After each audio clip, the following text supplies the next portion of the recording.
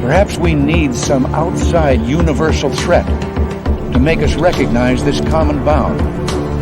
I occasionally think how quickly our differences worldwide would vanish if we were facing an alien threat from outside this world.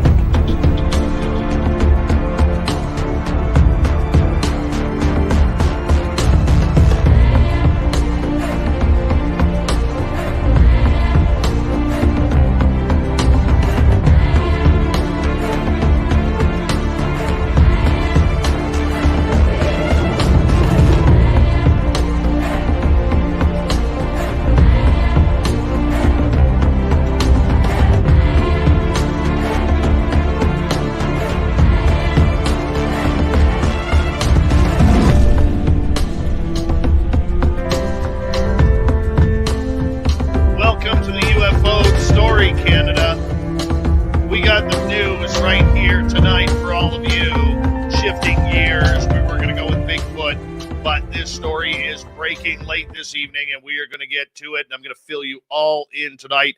My name is Dave Scott. Victor Viggiani from Zland Communications will be with us momentarily out of his beautiful home in Toronto. But first, before we bring Victor in, let's say hello to everyone in our chat rooms tonight, as we have the gorgeous Cosmic Floor with a gold medal tonight. Grandpa Holland in Australia with the silver. Acreon taking home the bronze. Mama Susan, race fan. Yeah, out of the medals tonight, but that's okay. We still love you. Smithy, thank you so much for kicking off the super chat tonight. It's a wonderful way to support what we do on this show on a nightly basis, so thank you so much for your contribution. Obi Flett, how you doing, buddy? Michael Smith, and once again, a.k.a. Smithy, how are you? Jeffrey DeRuin, what's going on? Aiden Gonzalez is here. Peppa H, the gorgeous Simply Coco. She'll be signing autographs after the show. And Coco, if you could update us on what your drink of choice for tonight is, we'd appreciate that. Line up to the left of the studio for Coco, to the left of the studio. Nightmare, Downshift, Mark Longoria, how you guys doing? Good to see you all. Thank you for coming on in. Peppa H, good to see you. The gorgeous Kathy Evans, our man Enzo, good to see you. The gorgeous Diesel Girl will be signing autographs after the show as well. Line up to the right of the studio, to the right. Don Dingo Man, Longfinger, how you doing? Welcome to the show. Kat Chase, how are you? Thank you for coming on in, my fellow Canadian. Luscious Jules, looking good tonight. Snakes on a UFO. And who else is joining us here? Ed Clater is here. The Ed Clater. Yeah, I know. All right, moving on here. God, I'm pumped up for tonight. Just pumped. Yeah. All right, the gorgeous and talented Kira. There we are. Dirty Filth. He's as dirty as can be tonight. Tom Whitmore from MUFON. How you doing, my friend? Much love to you. And Tom is one of the best guys in ufology. True story there. NB, what's happening? Stephen Baudin, how are you? Or Stefan Baudin, pardon me. Thank you for joining us. Merci beaucoup. Doug Shelby is here, everyone. The Doug Shelby. Yeah, it's him. Millennium, what's going on, man? How you doing? Thank you for joining us once again. Todd Purdon. The scowling Greg O'Brien has returned.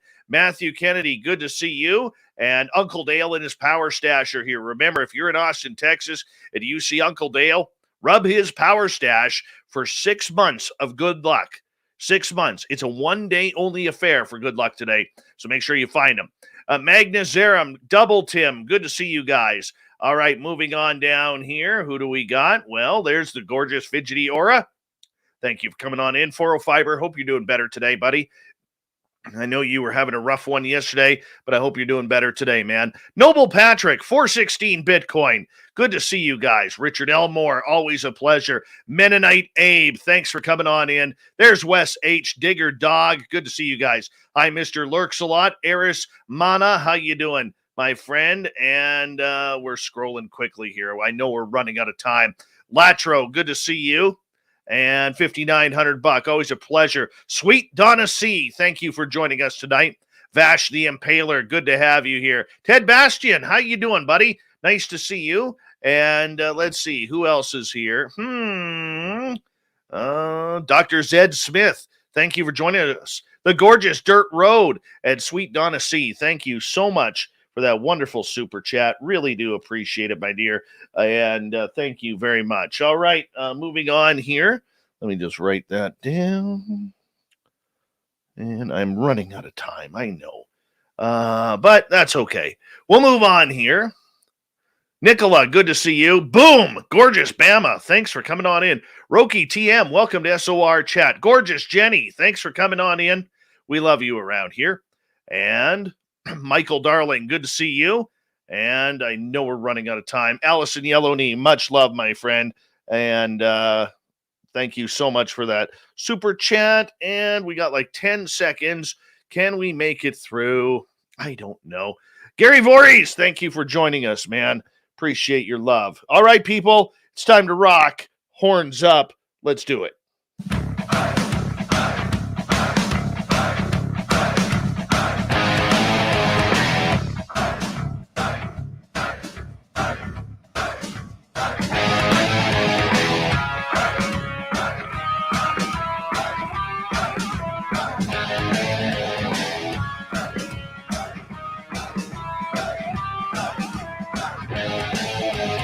From the mountains of central British Columbia to you listening around the world, this, my friends, is Spaced Out Radio. I am your host, Dave Scott, sitting in the captain's chair of SOR headquarters. We welcome you to tonight's show on our terrestrial affiliates around North America, digitally on TalkStream Live, Revolution Radio, and KPNL. All of our archives are free. Join us at youtube.com/Spaced Out Radio. Do us the favor, hit that subscribe button. You can follow us on Twitter at Spaced Out Radio, Instagram at Spaced Out Radio Show, and now on TikTok at Spaced Out Radio. Our website is spacedoutradio.com. You have a plethora of features to show you, including Rockin' Out to Bumblefoot, reading Shirky Poo's Newswire. Check out our swag as well. Tonight's show is brought to you by Chive Charities. Help make the world 10% happier by visiting Chive Charities today. You can find them on our website. We got a power show for you tonight. Victor Viggiani from Zland Communications talks about the breaking Canadian UFO news tonight. Then in hour 3, we go to the swamp for Swamp Dweller's latest story. John Hudson is here for the UFO report. Shirky Poo's got the news. We got the thought of the day as well, but we're going to get right into it. Victor Viggiani is the news director of Zland Communications based out of Toronto, Ontario. He's an international news service. He's study of anomalous aerial phenomena research and analysis of extraterrestrial issues spans over 3 decades. His experience involves UFO sightings, report investigation, academic radio journalism, and a primary focus on UFO ET government disclosure. This man has been there, done that. He has been pushing Canadian media and Canadian politicians alike to try and bring the UFO story. And we have some major news on this tonight that we could probably talk about 6-7 hours on. But we got Victor Viggiani. Thank you so much for coming on short notice here on Spaced Out Radio to do this, Victor. Well, it's great to be with you, David. It's a very special night. There's when I got your phone call, I just about swiveled in my chair 10 times before I was able to digest everything that you were saying about this breaking news that we'll describe in a few minutes. It's an absolutely phenomenal situation that's going on. And I just have a feeling that it's going to go even a lot further than you and I can calibrate at this particular point in time. Well, you know what? I have talked to a number of people tonight regarding this story. And before we tell you who I talked to, I wanted to let our public know what has happened here. All right. Now, A lot of our audience is American. They don't really understand how Canadian politics works. It is much different in the parliamentary system than it is in the congressional system that the United States has.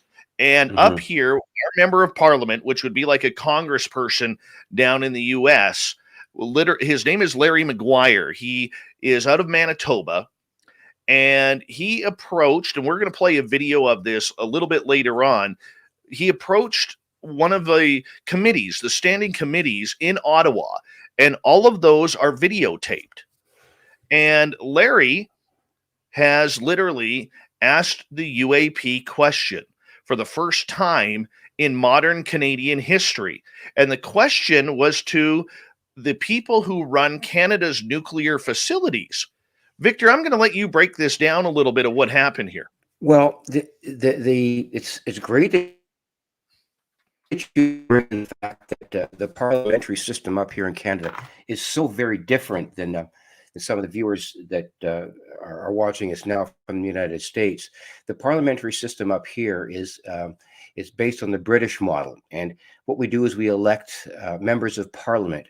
And unlike the United States, there are multiple parties. In the United States, there are two parties, the Democrats and the Republicans, and then you have the Senate.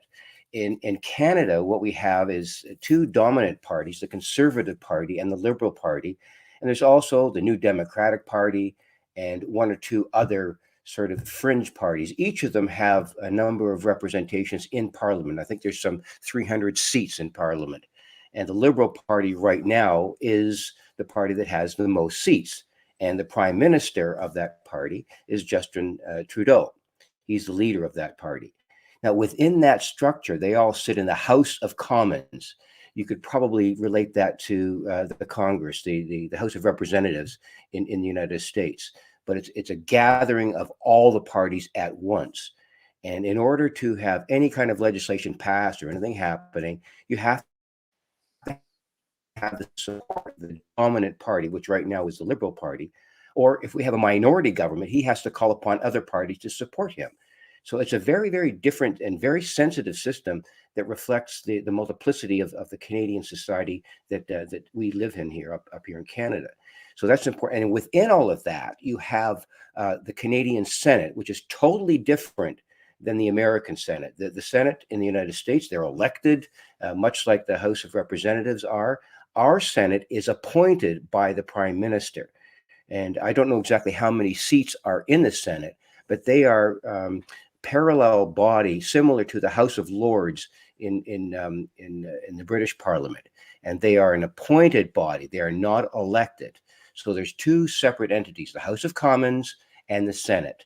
And we can get into all of the specificities of those later on if you want, but that's the kind of juxtaposition of the two-party system in the United States against how we operate here in Canada with the Parliament. Now, what you're talking about is a committee within the House of Commons, and that committee is the Committee on Natural Resources, and it is chaired by Larry Maguire. He is the vice chair of that committee. Now, what happened was, from my reading and my listening to the video that you're going to play later on, is that he, the vice chair, Larry Maguire, who is a member of Parliament from Manitoba, one of Canada's provinces, he was throwing questions at the deputy minister of that particular natural resources party, or let's put it this way, a ministry within the Canadian government. And his name is John Hannaford.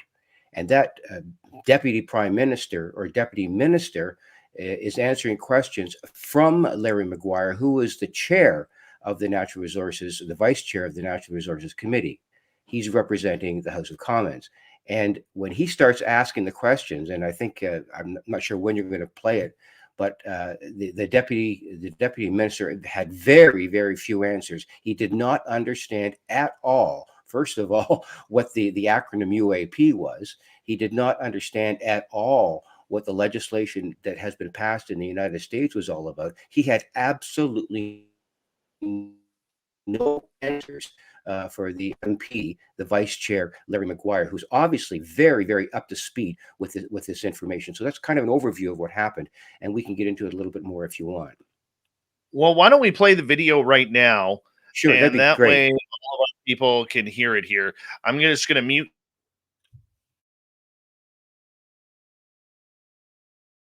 Some funds been put forward from the Department of Defense, to various organizations in the Canadian Safety and Security Program, and with the supplementary estimates, there's as I mentioned, the D&D for Canadian Safety and Security Program. So in January, the Swedish Security Program Service announced an investigation of drones at 3 of their nuclear power plants. They have also been reported reports over the years of other unknown drone type flying objects flying over Canadian nuclear facilities. In the security that we're in today, and it's been recently announced in the United States, legislation has just passed in their National Defense Authorization Act, for the Nuclear Regulatory Commission to report the, quote, number of incidents and descriptions thereof of unidentified aerial phenomena or drones of unknown origin association with nuclear power generation stations, nuclear fuel storage sites, or facilities regulated by the Nuclear Regulatory Commission, end quote. So I'm just wondering if any of the department officials are aware of the legislation that was just passed in the U.S. Congress regarding these specific clauses. Thank you very much, Mr. Chair, for the question. I must admit I am not familiar with that. I can say, however, that overall security of our nuclear facilities is obviously something that's of extraordinary importance, including through the regulators' functions. Thanks. I'll send you the information. Yeah, we'll make it available to you. And have you received reports on these drones or unidentified aerial phenomena near Canadian nuclear facilities? I have not. So I guess, can you ask your officials to inquire and report back to the committee in writing anything they know about them? We can do so. Okay, Yes. thank you. And are reports of violations reported in and around nuclear facilities publicly disclosed? I'm sorry, Mr. Chair, perhaps I could turn to one of my colleagues who is more directly responsible for nuclear. Molly Johnson may have more detailed information with respect to that question. Molly? Thank you. And thank you for the question. Thank you, Mr. Chair. So I would say that the security and safety and security is, of course, one of the top priorities, and we're considering nuclear. We can check and confirm on the drone issue specifically and the reporting that's available and get back to you. With its allies, with partners of the United States, as appropriate to better assess the nature and extent of unidentified aerial phenomena. I believe it would be prudent for the Atomic Energy of Canada to proactively reach out to their American counterparts to discuss this legislation and to inquire how they are handling these reports and investigations. Would you be open to reaching out to the American Nuclear Regulatory Commission to start this important conversation? We certainly take that under advisement. That is absolutely amazing that this came out of Ottawa today. I mean, Victor Viggiani from Zland Communications, we have never heard of UAP visiting and hovering over nuclear facilities in Canada. And Larry Maguire, the MP from Manitoba, stating that this has happened 3 times that he knows of. At least 3 times, yeah. I think before we get into the discussion about this, which there's so much to talk about, David, I think our listeners, particularly our Canadian listeners, as well as our American friends, I want to frame this in a way that I don't want to be overly dramatic about it, but that last, how long was that video? 3 or 4 minutes, whatever it was. That 3 or 4 video, minutes. that's right. That video from within the Canadian Parliament, an actual video of a member of Parliament who's the vice chair of a committee who's responsible for natural resources, questioning the deputy minister of natural resources. Okay, and that's a huge department. That's like the Secretary of Defense in the United States. He's questioning that individual, the deputy minister, about UAP. That is absolutely historical. And I want listeners in the United States and Canada, and anybody else who's listening, throughout the world, to recognize that we just witnessed Canadian history in the making, because never before has the Canadian government ever addressed the issue of UFOs or the new acronym UAP. So this is actual history in the making, and it is just a kernel or a seed of information that is going to flower or bloom depending on how Mr. Maguire, the MP, handles what the response might be from the deputy minister and the assistant deputy minister, Molly Johnson.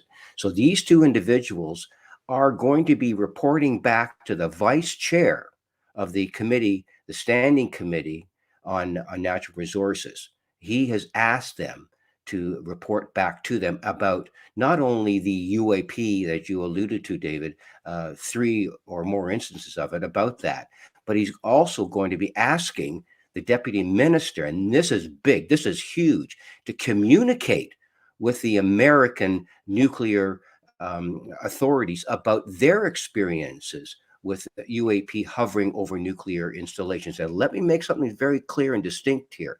In the United States, the information that we have is that these UAP, according to people like Captain Robert Salas, who was in a bunker and getting information from his top by people of UFOs hovering over ICBM installations. Okay, that's one thing. Okay, that happened. Okay, and that was something that Bob Salas talks about quite a bit. The difference here is we do not have any ICBM missiles in silos here in Canada. We do not have nuclear weapons of any kind. We do not possess that kind of technology or those kinds of weapons. We've chosen not to do it historically. However, but what we do have is nuclear facilities, that is energy facilities that produce energy. My estimation is 30 to 40% of Canada's energy is actually produced by nuclear fusion. Okay, so it's important to understand that these are not ICBM missile silos that are being overflown by UAP. These are simply, or even more complexly, nuclear facilities in which energy is produced. And we know that throughout the world, in the UK, in other parts of Europe, UAPs have actually flown over nuclear facilities that have nuclear weapons in them. And it's simply just nuclear fission plants that produce power for Canada. So there's a big difference here. So I need to point that out. This is not like they're shutting down our nuclear missiles because we don't have any. So the reason this is important is because it falls into the whole category of what these UAP have in terms of interest with respect to our nuclear capabilities, be it energy or weapons. And this solidifies the fact that whoever these UAP are, whoever's piloting these UAP, are definitely interested in our nuclear capabilities and want to know more about it. And if you want to know more about that, you have to listen to Captain Robert Salas talk about it, but we can get into that later if you want. So I thought I'd make a few of those distinctions before we go on. I also want to say a big thank you to Daniel Otis, freelance journalist, and he's a writing contributor for Vice Magazine, for posting that on his YouTube channel and allowing us and giving us permission to play that video. And, you know, Daniel, him and I have been in contact, and I want people to know something here, because we're going to go a little bit behind the scenes of how this story came out. All right. A couple of years ago, I was reached out to by a source from Ottawa, our nation's capital, asking me about Canada's role in UFOs. I pointed them into the direction of a few people, including Victor, and I mentioned your name, Victor, and I mentioned Grant Cameron and Chris Rutkowski, and a number of others that I thought would be good people to talk to. But on a journalism side, we talked over months on how to get this story out. And they were waiting. And I remember this person telling me point blank, and I will not give up his or her name, that we needed to be able to get this to the media. We needed an opening to get it into some line of questioning that it could come out. And we now know Larry Maguire, the MP, was involved in that conversation. I knew 2 years ago, but I can't say anything because it's not public. I was held to source. And this is the reason why, people, it is very important to hold your sources and hold that information until it is proper time to come out. So when you're bashing Lou Elizondo, or you're bashing Chris Mellon, or you're bashing the American government, or the journalists who are saying sources tell me this, like Tim McMillan or other journalists, George Knapp, who are trying to get this information out, it has to come out in time, in a proper accordance. Okay, so I knew that something was going to be coming. And now this is how it played out. I talked to my source a couple weeks ago, and I was tipped off to something. Okay, I have a couple sources now in Ottawa, and Daniel Otis and I got together about 8 months ago, and I knew something big was coming. I knew it. I knew there was a major conversation that had happened between many MPs and certain people in the UFO community that I cannot name at this time. And I went to all different types of media. I contacted Maclean's magazine, talked to their assistant editor who had written a UFO story. And she said, let me get back to you. Never did. I talked to radio stations from CKNW in Vancouver to radio stations around Toronto. They had no interest. I talked to reporters and emailed reporters at the Toronto Star and other major newspapers across Canada with no return on information. Daniel Otis then came out of nowhere writing about Canadian UFOs for Vice magazine. I reached out to Daniel and I said, Daniel, I got some information for you. And if we can work something out here, I am willing to share my sources. And we worked something out, nothing financially, okay, nothing financially, but just high quality journalistic deals that you make. And Daniel said, not a problem. And I gave him my sources. My sources earlier today, or our sources now, pardon me, tipped off Daniel to this information that MP McGuire, Member of Parliament McGuire, was going to be talking about this in front of the Standing Committee on Natural Resources. Daniel broke it at around 6:30 this evening, Pacific time, and now this has taken off. I have talked to Grant Cameron about it. I've talked to Victor Viggiani about it. I have talked with Chris Rutkowski, who has stated on Twitter that, and you can follow it all on UFO Twitter, that he has had a couple of members of Parliament reach out to him about the UAP subject very recently. I have been reached out to, but you can't let the sources know, Victor. I mean, with 2 minutes to go here before we have to go to break here, I mean, this is some very breaking news on regards to this, and I'm going to add to it. I'm going to add to it that a lot of people don't know, and this is us as Spaced Out Radio breaking the story, that not only was this conversation held, but just a few weeks ago, there was a major meeting in Ottawa via Zoom that included members of the Scientific Coalition for UAP Studies, as well as Hal Puthoff, talking about Canada's role in ufology. The conversations, Victor, we got about 90 seconds, are now happening. It is real. We have wondered where the Canadian voice was going to be, and now it's coming.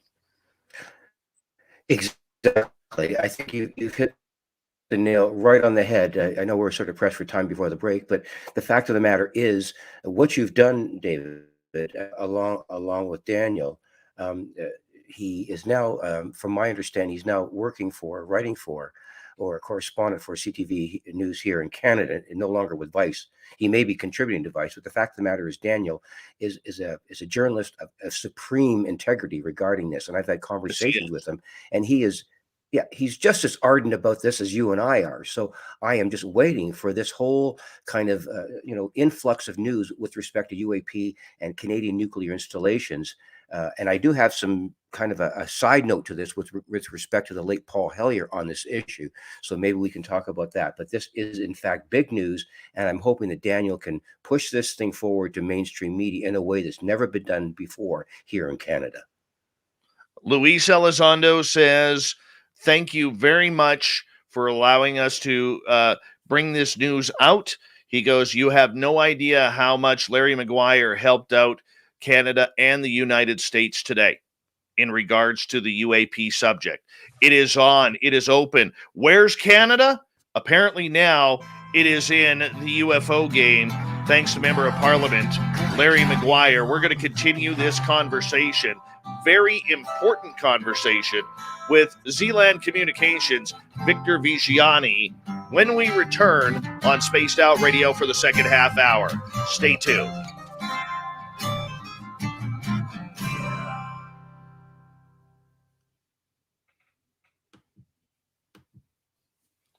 I'm not going to lie. I'm still quite pumped up.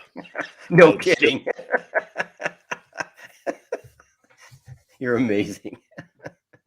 Oh, Oh, that's great. I No, don't stop. Keep being that way. You have to. It's if you and I, particularly for someone like yourself, if we can't get excited about this stuff, then no one else is going to. So we have to really put this thing forward in a way that's dramatic, that's professional, and that's really kind of non-sensationalistic way, so that it's done in a way that the general public can understand what's going on without us. Because if you talk to just the regular, the UFO community, that's one thing. But we have to get the man on the street involved in this issue and saying, how long has this been going on, and why don't I know about it? That's the key question, as far as I'm concerned. And now that an MP, the vice chair of this committee, is doing this, that's our inroad into it, Dave. Right. I just want to mention something for our chat room tonight. Way too much. This is about UFOs tonight. We're not worried about Ukraine tonight. We're not worried about Russia. Okay. As you know, I'm very pro-Ukrainian, being of Ukrainian descent myself.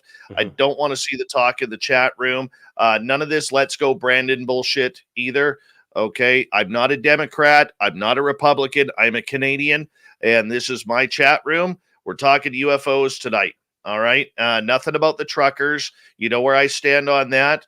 And we're keeping it straight. Yes, we're talking politics tonight, but we're keeping it straight on UFOs, people. Straight on UFOs tonight. Help me out in the chat room. Don't overtax the wrenches in the room tonight. They don't need it. They're good people. All right. But let's just keep it nice and clean. Thank you very much, guys. Because I'm going to be honest with you. I am pumped up tonight. Very pumped up in a good way. It's very rare that I get to still use my journalism skills. And like I said, 2 years I've been working on this. 2 years I've been working on this story. And to see it come through fruition, I am a very, very happy man tonight. Very happy man. So let's just keep it nice and calm, and let's just remember, we're having fun tonight. Yeah, let's see, that's exactly what I'm talking about, Sovereign Farts. I think you shit your pants with that one. So now I got to erase it.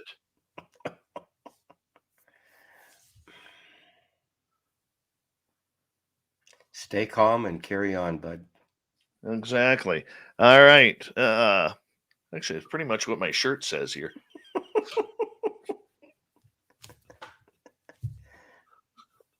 There you go. Gorgeous. Candy Romero from Vegas. How are you? Dim to dim. What's happening? Yes, my UFO garage hoodie. I love this hoodie. I got to get some SOR ones made of this. Definitely. My brother Eugene, how are you? Mennonite Abe. Thank you, buddy. Obi, I got you too. Thank you.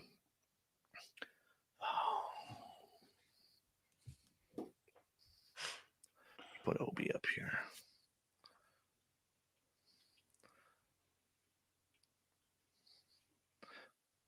You always, Obi, in regards to your conversation there, the one thing that I have learned over the years, is to talk to people. Try and talk to people as much as you possibly can. And that's what I do. Mennonite Abe, thank you very much for the super chat. Gorgeous Tracy Moore, how are you? Lee Poping looking sexy tonight. Magnus for Magnuson, good to see you. All right, let's see what else we got here. That's pretty good for right now. We got about a minute to go here. Thank you to Smithy, Donna, Allison, Gary, Todd, Ed, Thomas, Obi, and Mennonite Abe for the amazing super chats tonight. Want to remind you guys that our good friend Dave Schrader has a brand new show out, a nice podcast. Let me just find it here, called The Paranormal 60. Well, he has an event coming up here very, very soon that we're proud to promote. Memorial Day weekend, Randolph County Asylum, speakers and paranormal investigating going on. It's 2-day full package or single-day packages. Tickets are available at darknessevents.com. Darknessevents.com. And you know what, Dave? There's going to be a ton of paranormal big names there. So make sure you go check that out. at darknessevents.com. And we love our good friend Dave Schrader around here. So, it's going to be good. It's going to be real good. We got about 12 seconds to go here. I'm going to shut up because, well, I've just talked too much. I talk too much. Son of a gun. All right, here we go.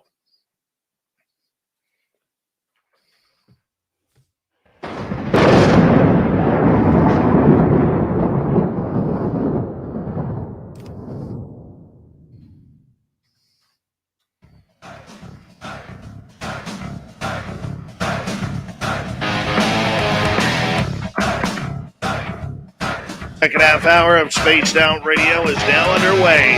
My name is Dave Scott. Thank you so much for taking the time to join us. We really do appreciate it. I want to remind you that if you missed portions of this show or others, check out our free archives by going to youtube.com/Spaced Out Radio. Do old Davey the favor. Hit that subscribe button. Our website is spacedoutradio.com. We have a plethora of features for you. Rock out to Bumblefoot. Read Shirky Poo's Newswire. Check out our swag as well. Follow us on Twitter at Spaced Out Radio, Instagram at Spaced Out Radio Show, and now on TikTok at Spaced Out Radio. We continue on tonight with breaking news out of Ottawa, Ontario, Canada's capital, where the topic of UAP has finally hit the floor by a member of Parliament named Larry Maguire, who brought the questioning about whether or not there are UAPs flying over Canadian nuclear facilities. Joining us to talk about this breaking news, Victor Viggiani from Zland Communications. Victor, welcome back. Great to be with you, David. And I just want to reemphasize the fact that what you're doing, what you have done in the year or more that you've dedicated to getting this story out has come to some sort of dramatic, and I underline the word dramatic 4 or 5 times, fruition, because this is indeed an historical situation that we're confronted with here in Canada, that's paralleling what has been going on in the U.S. Senate over the past several years. Beginning, I might point out, back as far as December of 2017, when Leslie Kane and Ralph Blumenthal and Helena Cooper broke the story about the Pentagon and all of the UFO information investigation that was going on behind the scenes. So I often kind of reference that, David, with respect to the UFO research development since the 1950s.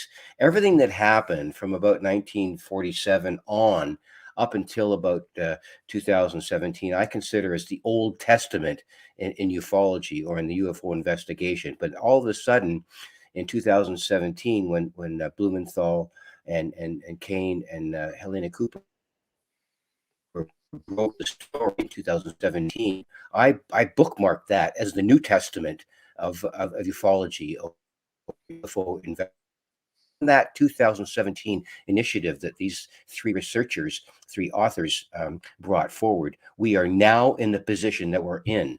The United States government, the Pentagon, the U.S. Navy have all acknowledged, not disclosed, not necessarily provided everything, but they've acknowledged that the UAP issue is in fact real, and that it is being piloted by individuals or some entities that the United States government cannot account for. So we're in a position right now where this has reached into the House of Commons with respect to what Larry Maguire has done as vice chair of this really, really influential committee.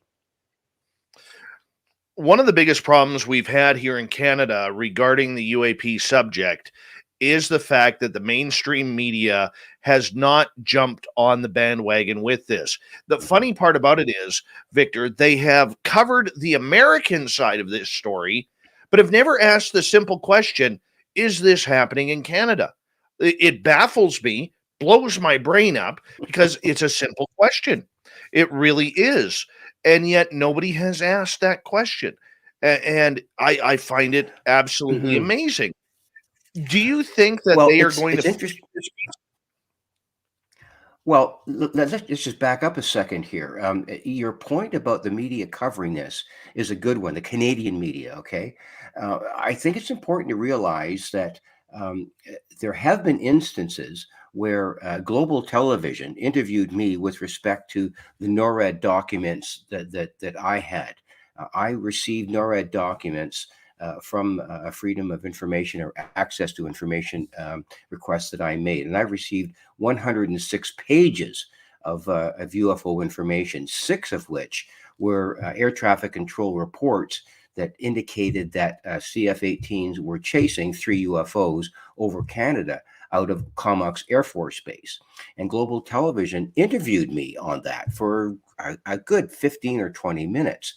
And it's on YouTube, it's on the internet, and I describe every single step of the operation that NORAD went through to track these UFOs out of Comox Air Force Base, and they made contact. It says right in the ATC, the air traffic control report, made contact at 35,000 feet. Now, what did they make contact with? Was there gun camera stuff? We don't really know. But the Global Television did, in fact, report that and aired my interview. But frustratingly enough, it didn't go anywhere. It's like, having, a turkey dinner with no gravy. It didn't go anywhere. So why is this this kind of information getting to the point of just a big thud? There's nothing happening with it. Why doesn't it go forward? What is it that keeps it under the glass ceiling? And I think your point about the mainstream media picking this up is, in fact, the most important thing that's going to result from Larry Maguire doing what he's doing. And I think if the Canadian media picks up on this, we've got a new entry into this whole UAP issue here in Canada.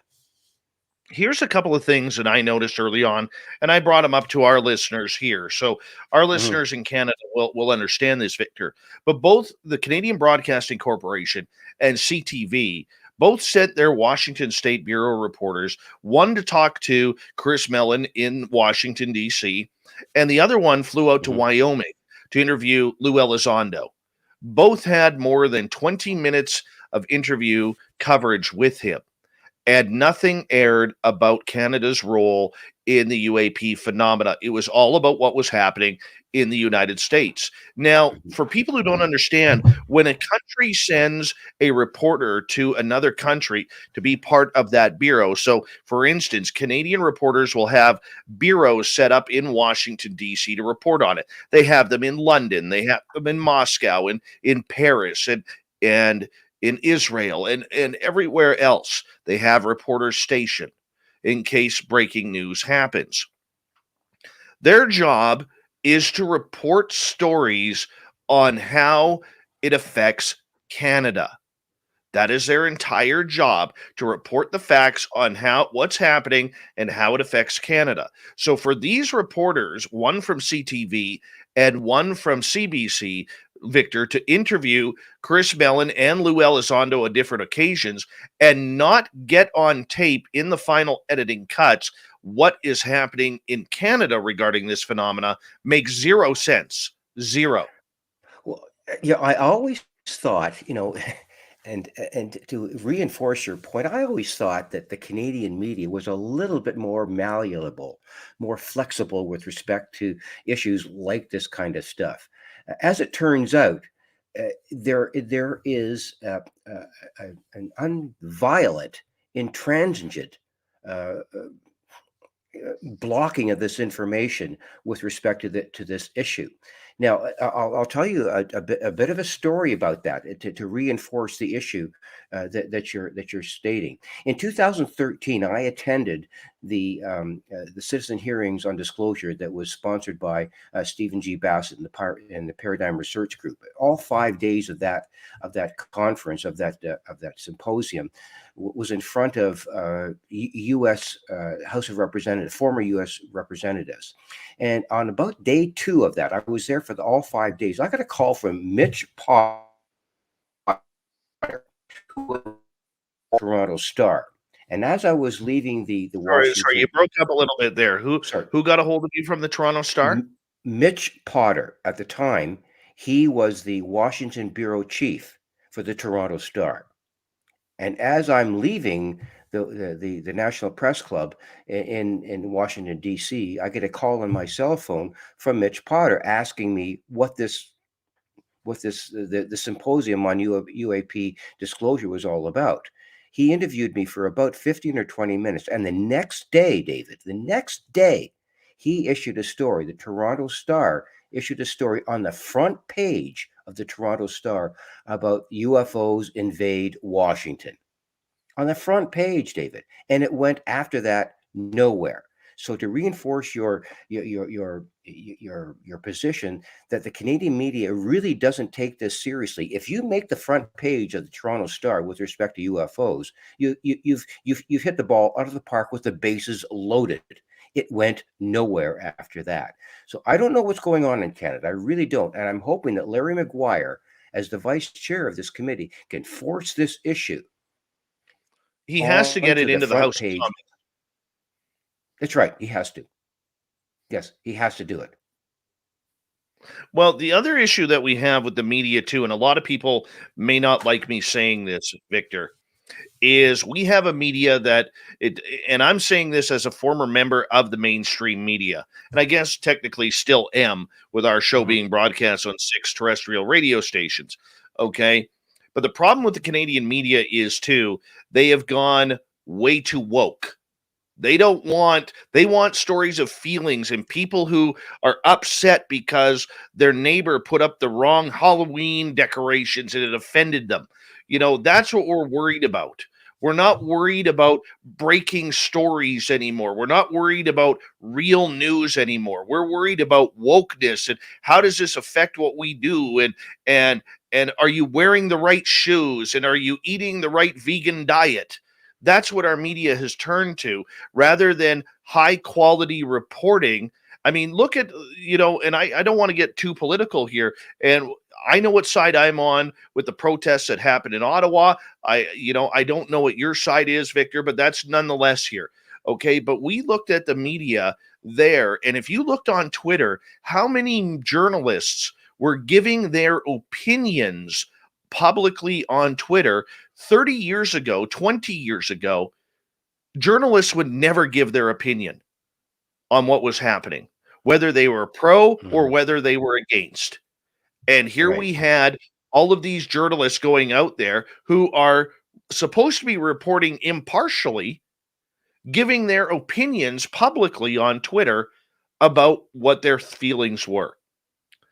And like I said, doesn't matter what side you were on, but that is wrong as a journalist. Your wokeness does not matter to the public. I need to know what's affecting me, my taxes, my country, what's happening around the world. That's it. Oh, and my hockey team too. Can't forget that. Well, can't forget the hockey for sure. Well, you make so many good points, David, with respect to the Canadian media.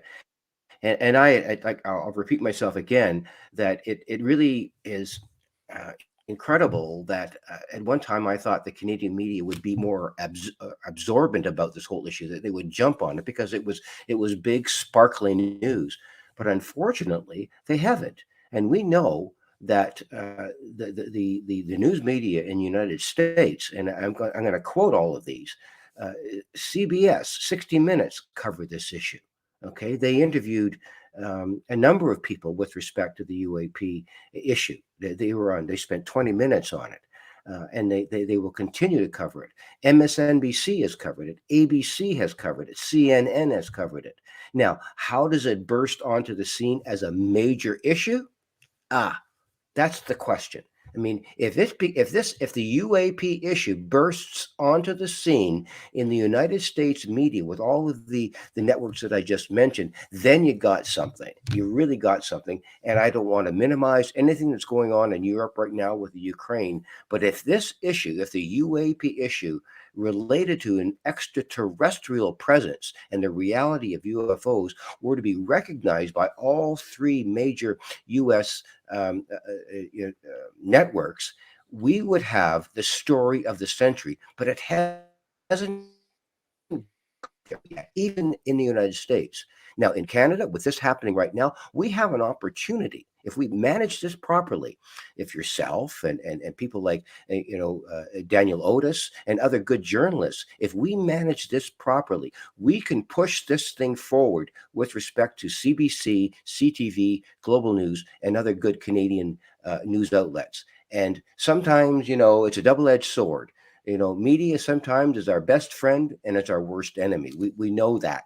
But we have to manipulate, and I use that word advisedly, we have to manipulate the mainstream media in Canada to recognize that this is the story of the century, so that it becomes Right. something that everybody in Tim Hortons, in our restaurants and on our buses and in our colleges, in our universities, everybody is talking about it. What will it take to get to that point is the issue that I'd like to raise. Well, here's the thing, and I'm going to put a guarantee out for this. And I want all of our listeners in Canada and even the US or wherever you are in this world to look at this up. Look this up in the morning when you wake up and go check any major media outlet in Canada. And I will guarantee 100% that none of the major media outlets have caught on to the breaking story of MP Larry Maguire. None of them. Now, that may Guaranteed. and look, they may have excuses because of what's happening in the Ukraine. There's been a lot going on in Canada the last little bit.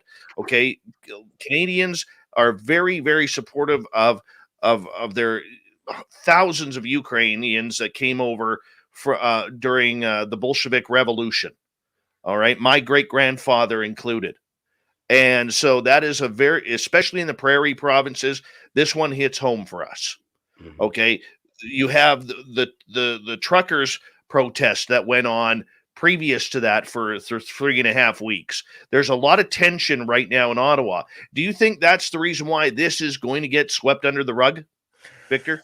Uh, it very well could be, because the mainstream media, once again, has a stranglehold on information. And what they decide to put before the audience is basically beyond the control of specific information regarding this whole issue of UAP or UFOs, however you want to manage it or describe it. It has not reached the point of critical information that affects the news media, so that some of them may consider this information as bigger than any other story. As soon as one of our networks here in Canada, one of them, doesn't matter which one, I'm betting on CTV, but that's a long stroke.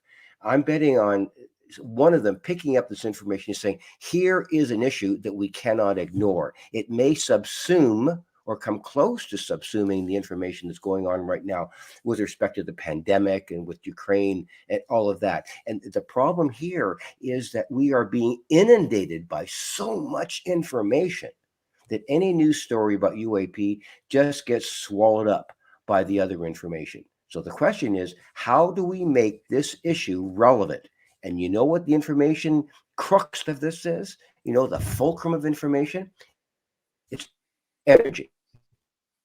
That's the crux of the information. If the Canadian media can grab a hold of this issue and not necessarily talk about UAP and all of that, what they have to understand is the basic realization about the reality of UAP is the technology that these UAP, these UFOs, these extraterrestrial, agents, entities use to go from one place to another in the cosmos.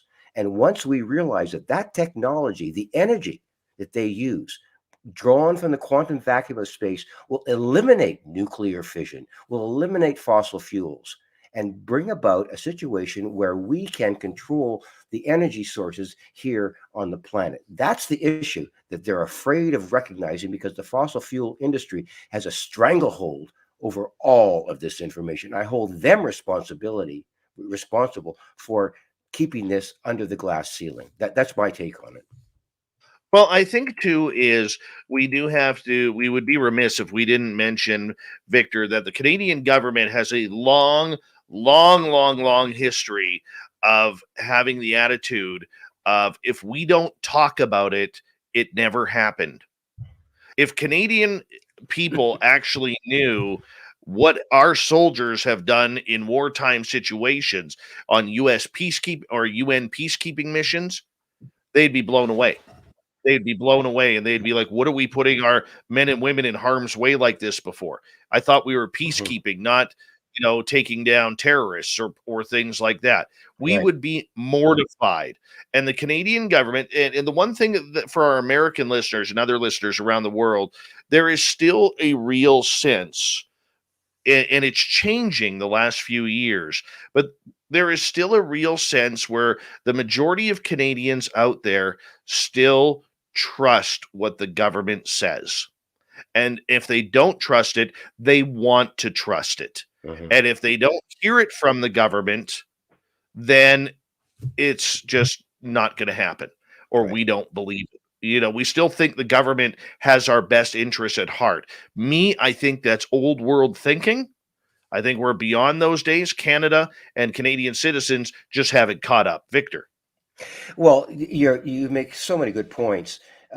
We are so in our niceness, in our polite kind of sociological existence as a Canadian community. We are so polite and so unassuming about all of these issues. We never take on the hardness of how we have to bring forward issues that are uncomfortable, and that's not something that the Canadian media is very good at. Okay, the internet, great, it's brought forward a lot of information, but when an entity like CBC covers the UFO issue, and the other part of this story is when in December of 2017, when Blumenthal, Leslie Kane, and Helena Cooper broke their story in 2017, I wrote to Anna Maria Tremonti at The Current when she was the host of The Current, and I said, this is the biggest issue that's happened in the United States, and I think The Current needs to know about this. And The Current is it is and was the number one investigative radio program here in Canada. It broadcasts every single day right across Canada, and it is the number one investigative news program. So I wrote to Anna Maria Tremonti, and what happened was she got back to me and said, "Who can we talk to about this?" And I said, well, there's a number of people. You can talk to Paul Hellyer about it. You can talk to Steve Bassett about it. You can talk to myself about it if you wish. So I didn't hear back from them within a day. But on the Monday after the release of the Blumenthal article, The Current covered this issue right on CBC nationwide, David, nationwide, with Nick Pope and some other unnamed people about the issue. And they tried to get the Canadian Department of Defense to make a comment on it, and they denied it. But the fact of the matter is, the CBC did cover this issue in one and one only 20-minute segment on The Current. And then after that, what happened? It died as if nothing happened. Why does it happen in Canadian news? And I don't have the answer to that question, David. When it rises to the level of the CBC on The Current, where they have like 12 to 15 million people listening to that every single day, why did it not grab the attention of people in Parliament, the attention of people in other news media? I don't have the answer to that question, and I wish I did. Victor, I'm going to get you to hold on right there because we are going to go to break here at the top of the hour. Hard to believe we're already 1 hour into this. The good news is we have 1 hour to go here on the mighty SOR with this amazing topic up here in Canada. MP from Manitoba, Larry McGuire, breaks out the UAP conversation in very public legislative meetings today in Ottawa. This is what we're talking about. It's an amazing story. Victor Viggiani from Zland Communications out of Toronto, Ontario, is our guest tonight. We will continue this fantastic conversation when we return on Spaced Out Radio.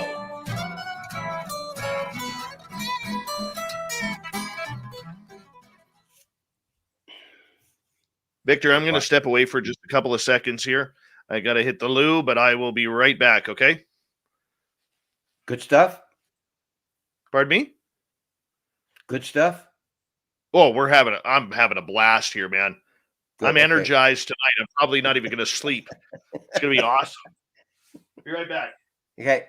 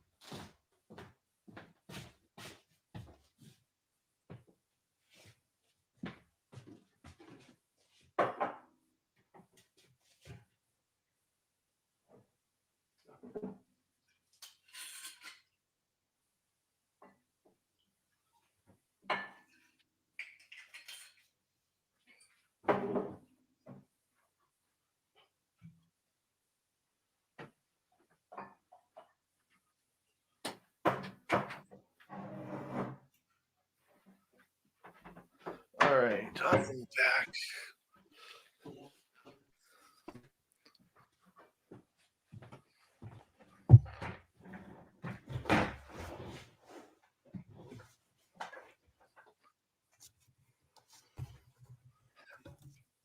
Jason McDaniel, how are you? The gorgeous and talented Nicole Sackich, thank you for joining us.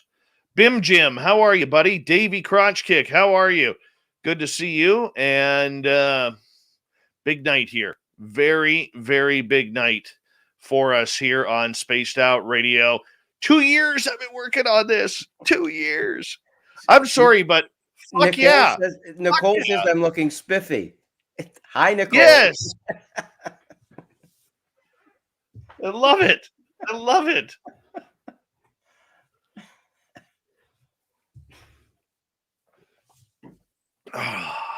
Thanks, Nicole. I'm not going to lie. This is a good night here. And thank you, Victor, for coming in on extremely short notice. No, But David, I hope you've had fun too. well, no, David, this is so important, and you've done such great work. I can't frame it in any other words than that. This is groundbreaking, and let's just hope that we can push this thing forward with a lot of help from our friends to get this thing. And if these two people, if Molly Johnson, the assistant deputy minister, and the other one, John Hannaford, if they can come back to the committee with information, we got something. And we have to push Maguire to find out if he will release what these people tell him about the UFP issue. And he's also asked them to communicate with the Senate Intelligence Committee about this whole issue. Yes. So there's so many avenues here, David, that can move forward on this. If they communicate with that Senate Intelligence Committee, we got something here. That means the United States and Canada might be joining forces to realize what's going on here.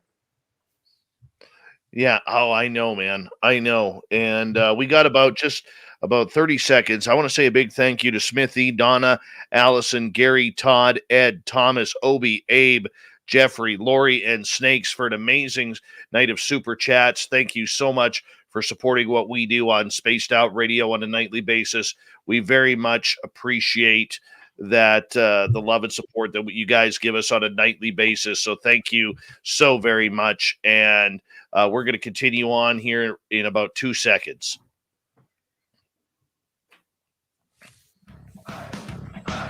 You're listening to Spaced Out Radio with Dave Scott. Follow Dave on Twitter at Spaced Out Radio and on Facebook, Spaced Out Radio Show.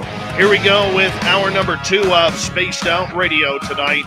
Good to have you with us. My name is Dave Scott, sitting in the captain's chair of SOR headquarters. Hello to everyone listening in on our terrestrial affiliates around North America and digitally on TalkStream Live, Revolution Radio, and KPNL. All of our archives are free.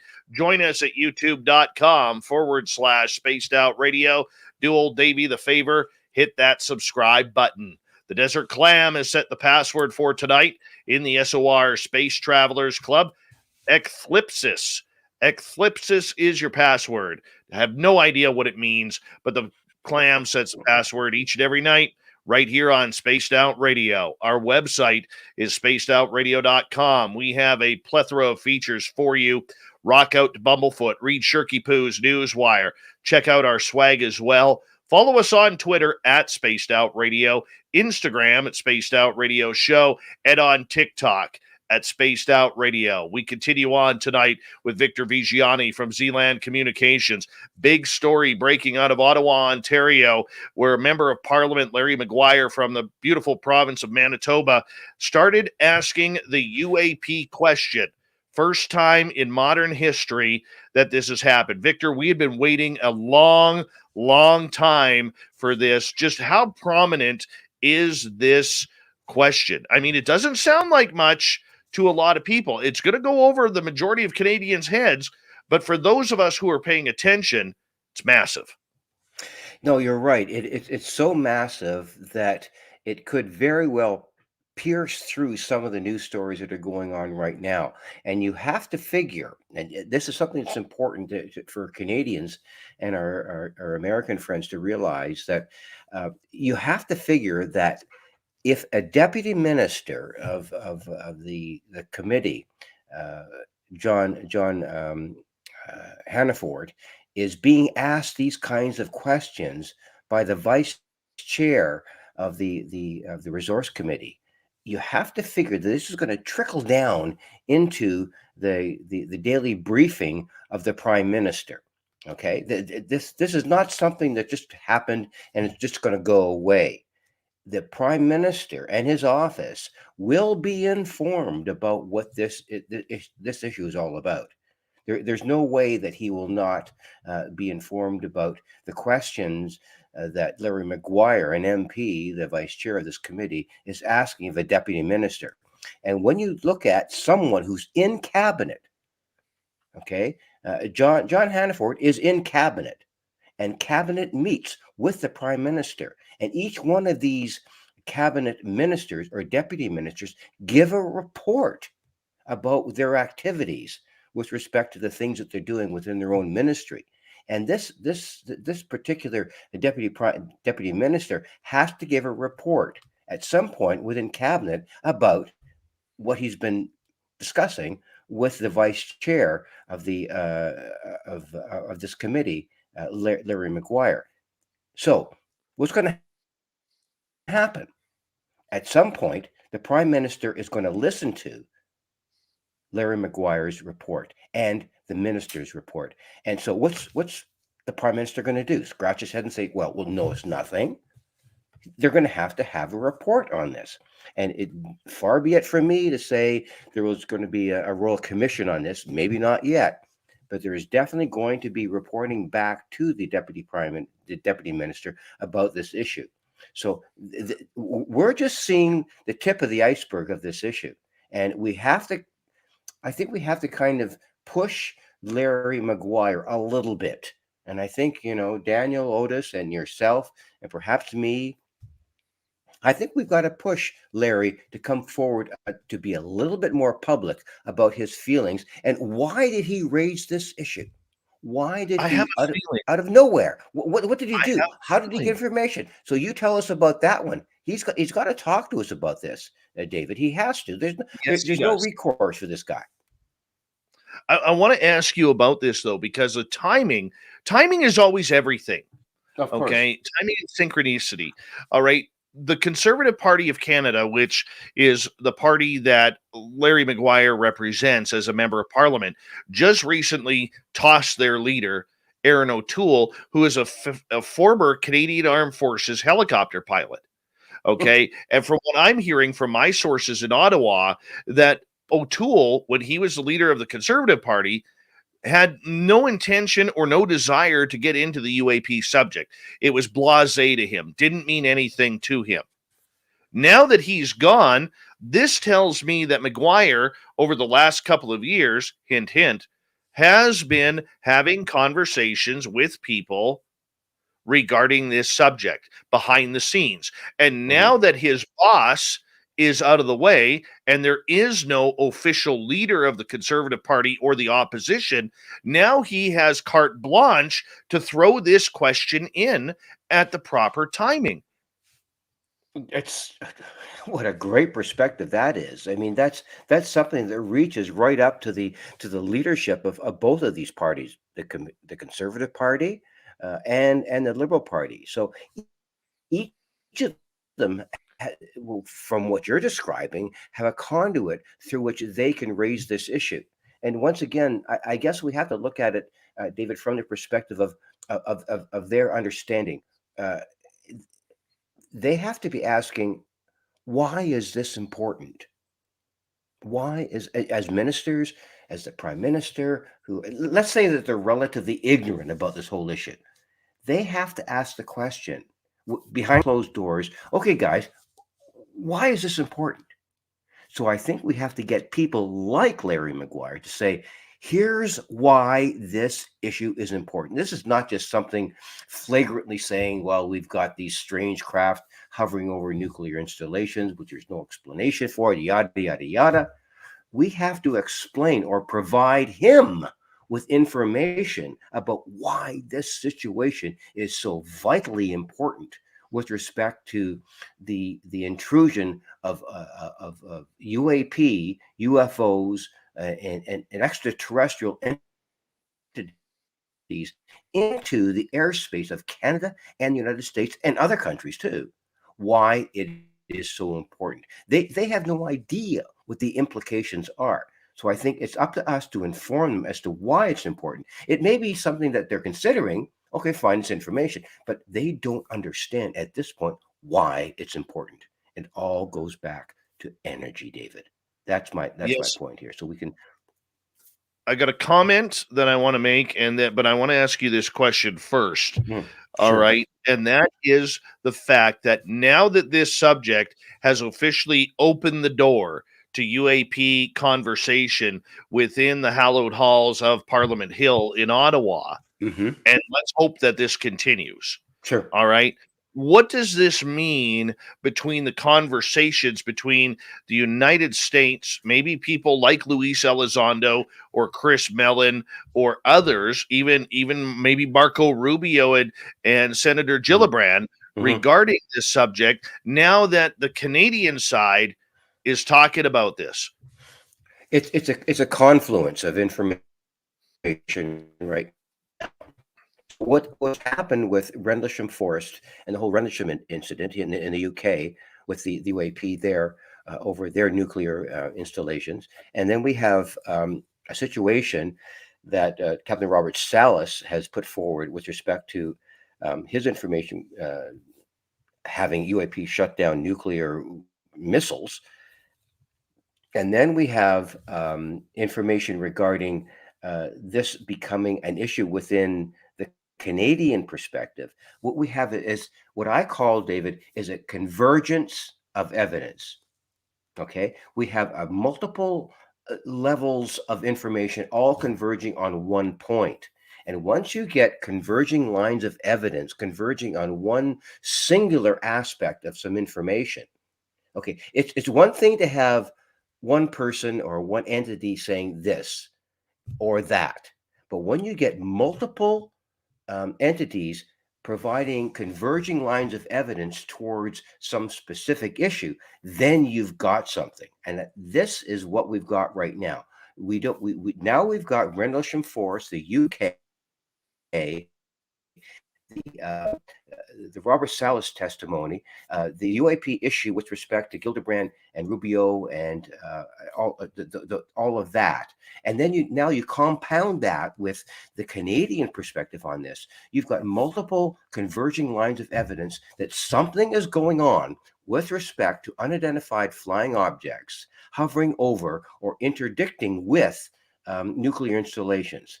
And once the media realizes that this is not something that we can just sort of say, well, it's just a coincidence. This is a major confluence of information. And I think that that's what the media, mainstream media, needs to use to put this thing forward to become a real and viable issue.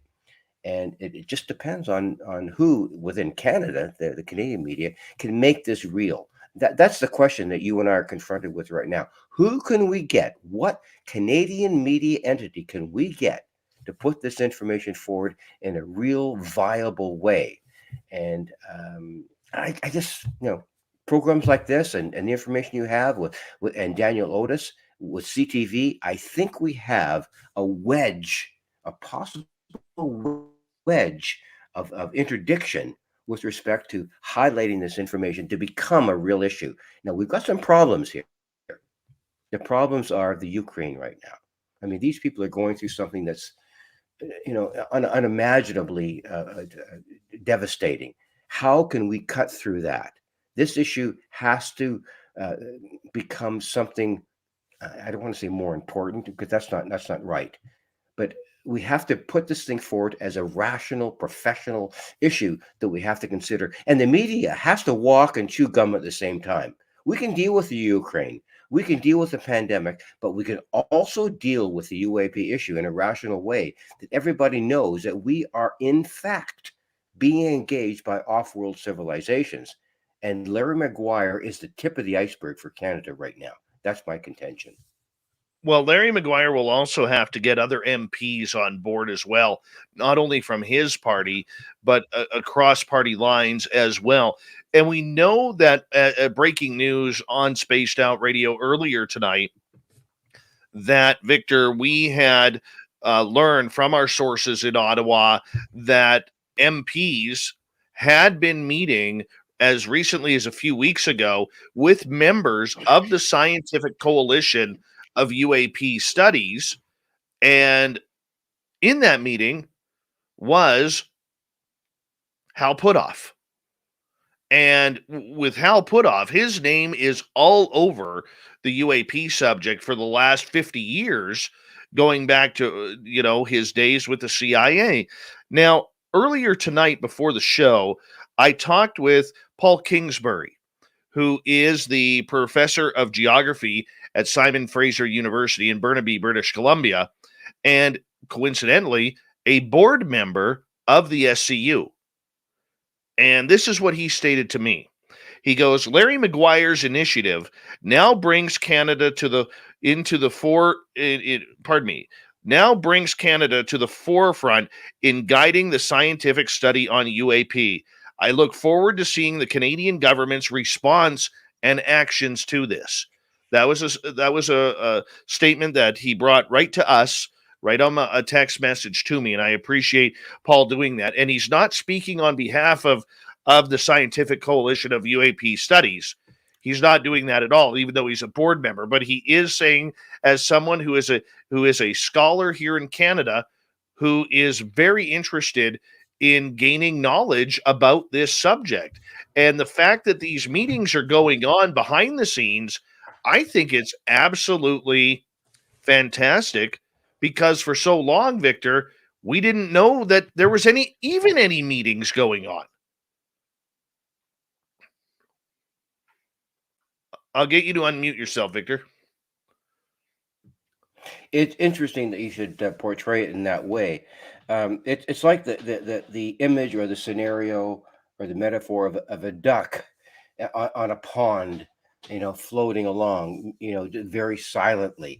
But underneath the pond, their feet are just sort of wagging very fast. I mean, there's something going on below the surface of the water. And although the duck is remaining calm, its feet are just wagging away to find out a direction that it has to go in order to move forward.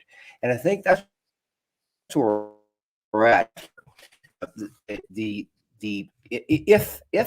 Larry McGuire, as the vice chair of this particular committee, is an activist, let's just sort of proffer that point of view for a second. If he is in fact interested, that's one thing. Fine. He's just got this information. He's interested in it. That's one thing. But if he's an activist, if he is embedded in this issue, he won't let it go. He will become a bulldog about this. And you know what bulldogs are about? They just don't want to let the bone go. So if Larry McGuire is the bulldog that we need to move this thing forward, to push the Ministry of Natural Resources to come forward with information that he demanded of them, he requested of them to come forward with respect to the United States information on this, and the communication with the Senate committee in the United States about this. If he is serious about this, it's going to happen. Now, the question will be, who will he be shut down? McGuire and say, Larry, come and sit down. That's enough. You've nice, very nice conversation, but that's enough. Or will he be an activist? Will he be so intransigent about this issue that he won't let it go? Will he be a bulldog activist about this issue and demand from the Minister of Natural Resources to say, we want answers to why UAP, 3 of them at least, are hovering over or interdicting with our nuclear facilities? And the answers to those questions, David, are going to be so intrusive that he won't be able to, the minister that is, be able to escape the real issue of what's going on with respect to what Rubio, with Mark Warner, and with Kristen Gillibrand have done in the United States. Those issues are intertwined so closely that eventually they will become converging lines of evidence for the Canadian media. So there's so many possibilities here that we can't deny, or they can't dismiss. And it has to come from that committee. And if Larry McGuire is worth his salt, he's not going to let go of this issue. He should not and must not let go of this issue. I think you hit the nail on the head right there. He must not let go. You've opened up the subject.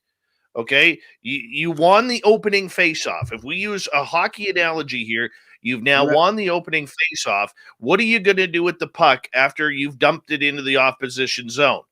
That's right. What are you going to do with the puck?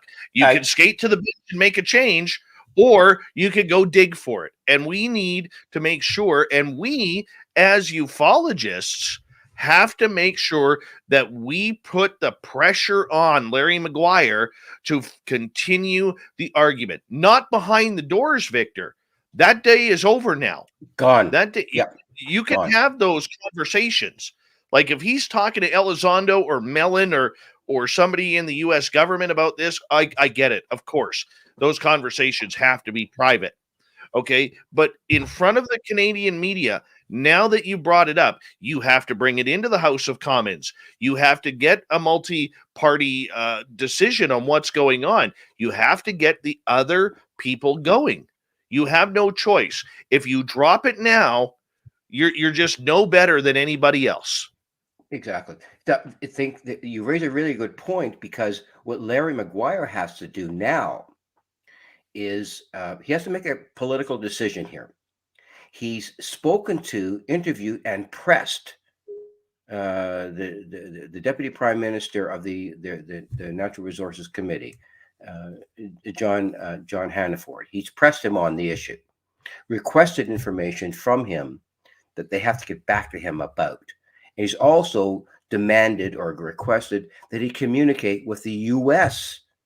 Intelligence committees about this information. So there's a whole lot of tentacles to this issue.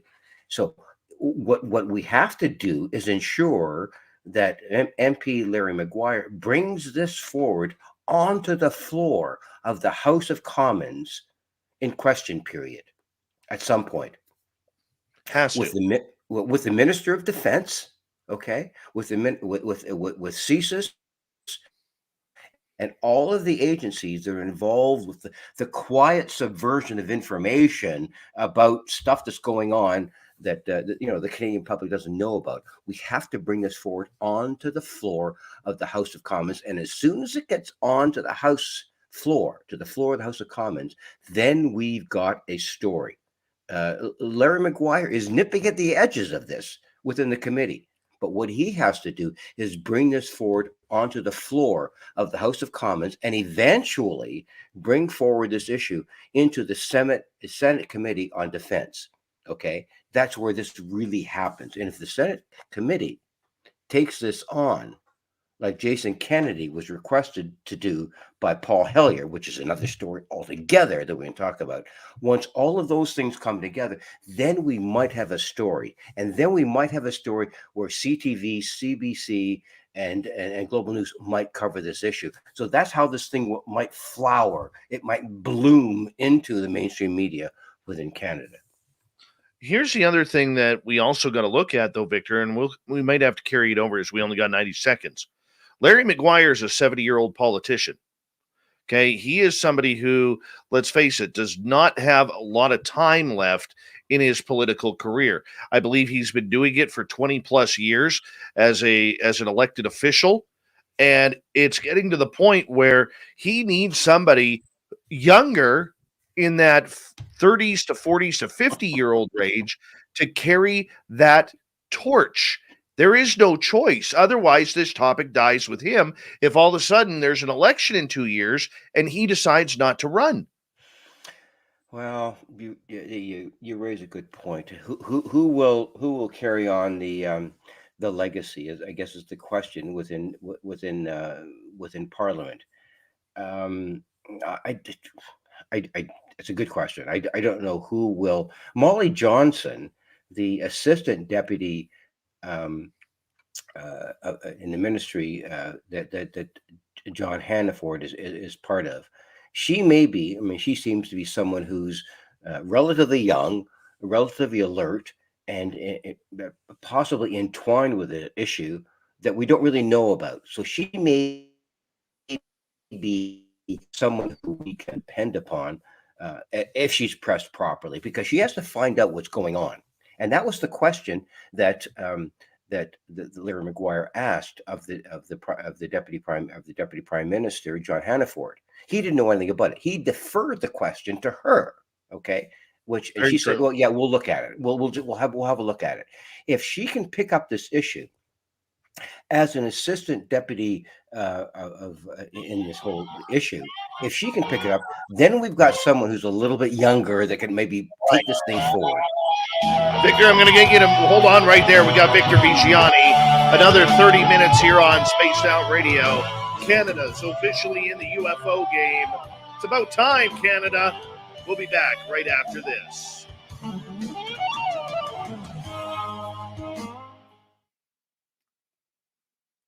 Very good points. But you know what, Victor? The ugly part about this is seeing what happens in the next election, Yeah. right? Because let's face it, there are two parties out there that extremely polarized themselves over the last few weeks. Mm-hmm. And this could be a complete shit kicking in Ottawa if we don't know which way it's going to go. It's a coin flip. You bet. I mean, I have a little sympathy for Justin Trudeau, but big but he right now at this point in my estimation he's the best of the whole lot of worst alternatives. And how would it come about that the Canadian electorate would realize that, okay, we need a change in government, and what would that mean? Okay, who would take over? Who would be the conservative or whoever, or a really messy coalition of three parties that have 1/3, 1/3, and 1/3, and when one party's got one more vote than another. I mean, that's going to be a really messy situation, and I think that's what Justin Trudeau is facing right now. He is facing an election that his party may get one more seat than all the other parties. Okay, he's going to be in a really messy situation. Oh yeah, or it depends how pissed off Canada is, or the people of Canada are. And you know what? That's an entirely different conversation right there. I mean, for sure. frankly, the only thing I like about Trudeau is his sock collection. That's the only thing I respect about him. Say again? Sock collection. His sock collection. Yeah. Right? Yeah. Right. But I mean, the rest of it, I mean, from being on the west side of Canada here, I mean, I'm sorry, I will never vote for the man again. But that's just me. That's just me. I'm one vote in a riding that has never seen anybody but a conservative ever win. So you know what? Justin Trudeau is the greatest could have been. Greatest could have been that could ever be in Canadian politics, but he fucking blew it. Yep. He fucking blew it. For the last few years. Yes, he really has. He's come across as a simpleton, as someone who really doesn't understand issues, who just expounds platitudes about what the situations are. We don't need that kind of leadership. And who else? I mean, where is leadership coming from? If he were to grab his balls and say, okay, here's what we need to do, and do this and do that and become like his father, who, I mean, the guy was a bastard. Pierre Trudeau was a bastard. But everybody hated him, but everybody voted for him. You betcha. His greatest line was, you're going to do this. Just watch me. The man had integrity. Now his son doesn't have that same kind of gravitas, and as much as he tries, he just soaps the issue, and so it's just blatant rhetoric. And I just feel like giving the guy a slap and say, look, get yourself hard again and just go after the issues in a way that people will really understand the gravity of everything. But I don't think he has that capacity. I really don't feel that he does. We're too worried about people kind and she-cession and all this kind of stuff. We're worried about that rather than proper issues that affect every Canadian. You're right. Right. And I've never seen a prime minister in our history who has talked down to people more than this one. Like a teacher would talk down to a student. Platitude, so basically. Yeah. Let me tell you something. Okay, how much time do we have left? We got about a minute here. Okay, here. Let me tell you something. A very good friend of mine, the wife of Richard Dolan, she's a Canadian, okay? She knew Justin Trudeau as a ski instructor in Montreal. And they fell in love, okay? The two of them fell in love. And they were almost married, these two people, okay? But for some reason, she or he cut it off. And Justin Trudeau became despondent about this broken relationship. And she told me that Justin Trudeau is a broken person. Is a broken person. Looks like it. And so how does this guy become, the leader of the Liberal Party? By his name, And I Exactly. think I don't want to be simplistic about it, but I think that's what happened. I really I think so too. think All right, that he's Victor, hold riding on on. the wave. And Hold on right there, okay, buddy. go ahead. Yep, we're ready. Yep. Okay.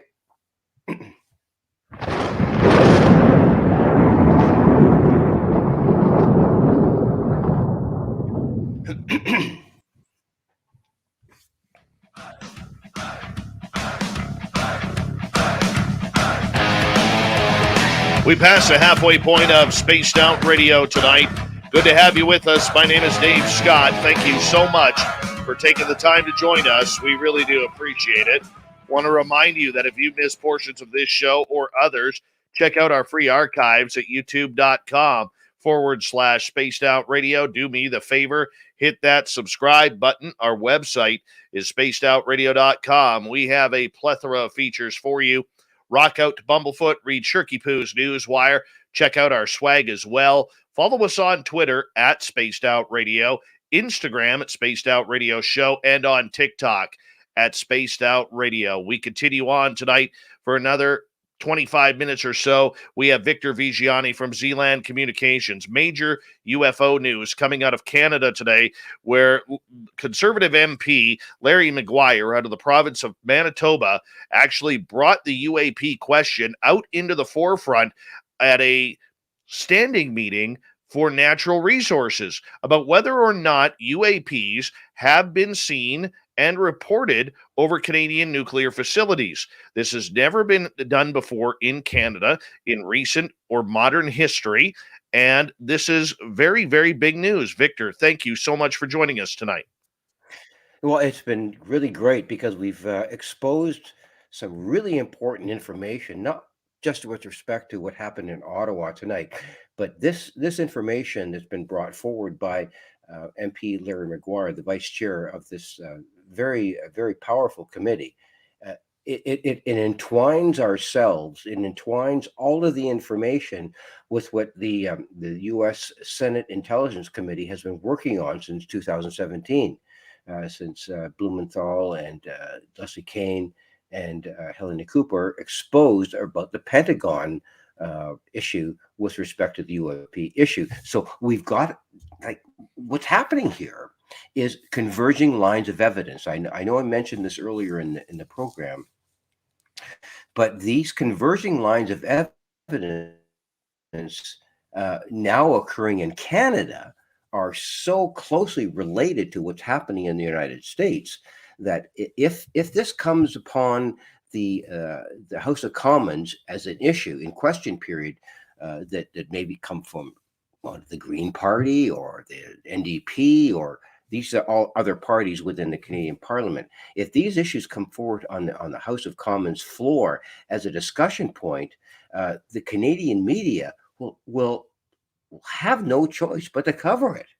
So, I mean, if the NDP party, the New Democratic Party here in Canada, gets a hold of this issue and says, what's going on with nuclear facilities and unidentified flying objects? Once that happens, every single mainstream media correspondent or journalist in Canada is going to pick up on it as soon as that comes up in question period on the floor of the House of Commons. Guaranteed that is going to happen. And I think Larry Maguire is making it happen.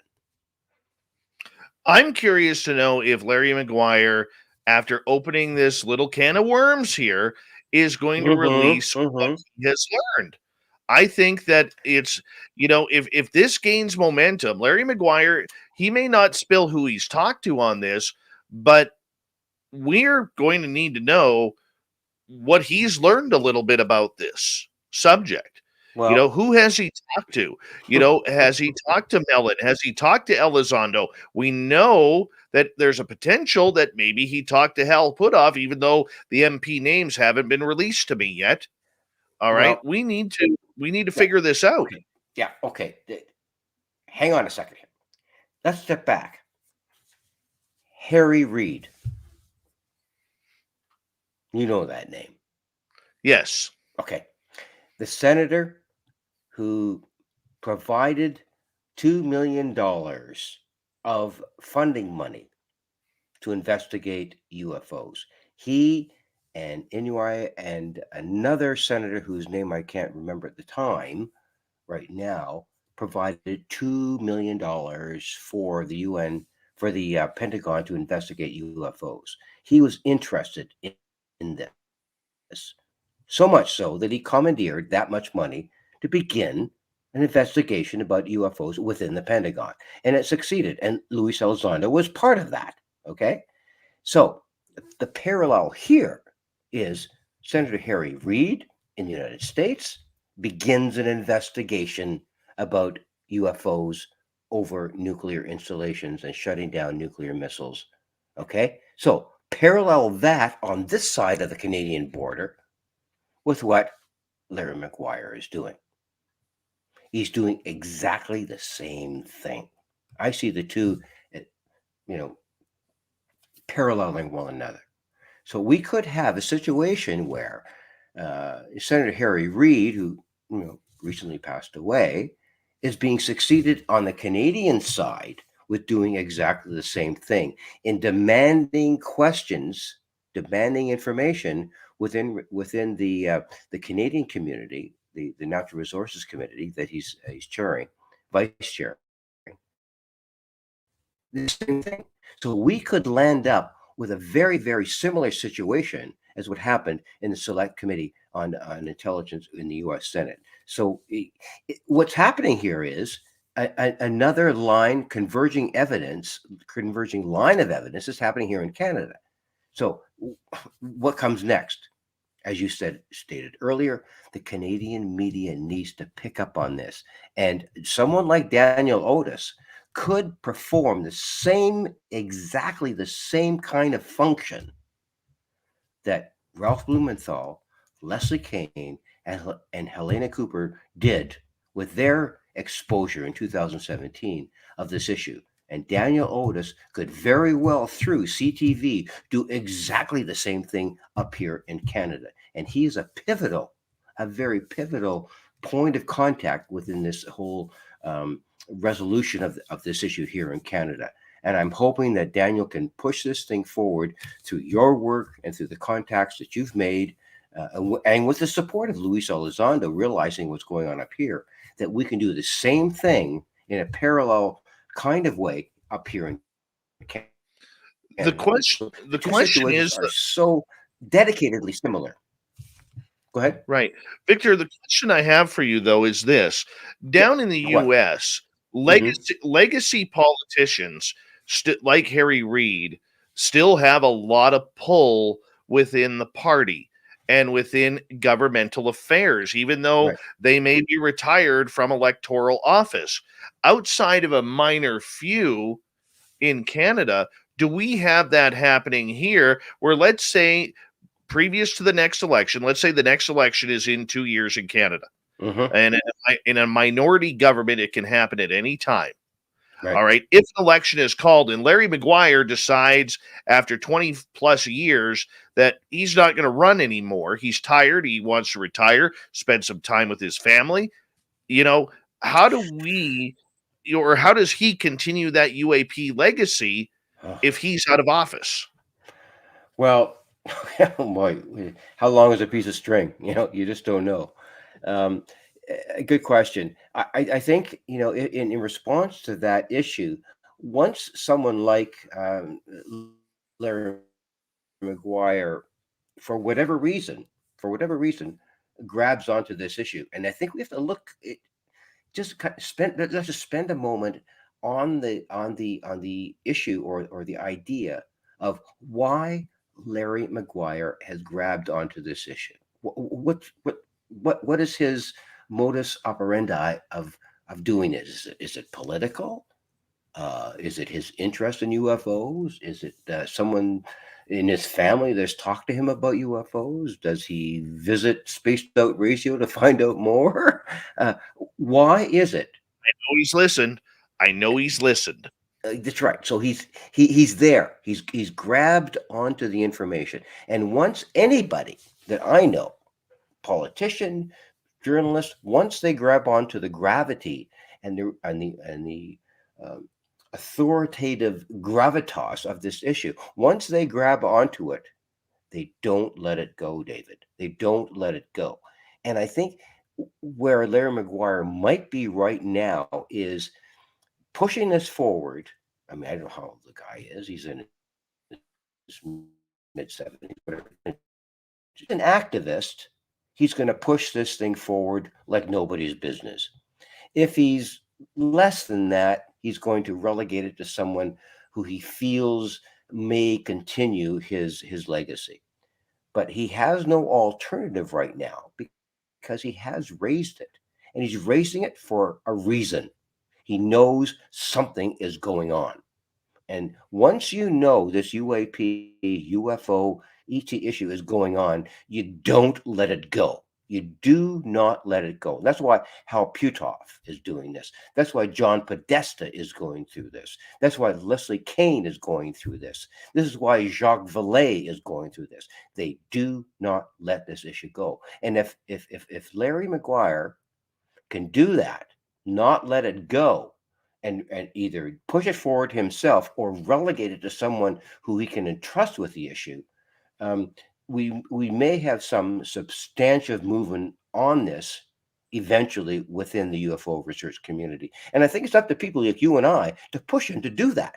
We have to push him. Don't let this go, Larry. Don't just say, well, this is just it's like wheat in the prairies, or fossil fuels, or a pipeline. This is totally different. You have to move forward with this and not let it go. Tony over in the United Kingdom, and good morning to Tony. He is asking, Victor, do you think that maybe this could happen in the United Kingdom with the likes of Rendlesham in the past? What's your thoughts? Good question. Good question. I think that the Rendlesham Forest case and everything that happened surrounding all of that, and with the information that I've gained from Nick Pope, Gary Hesseltine, and all the individuals who had investigated Rendlesham Forest, it is just another nugget in the whole, what I call converging lines of evidence.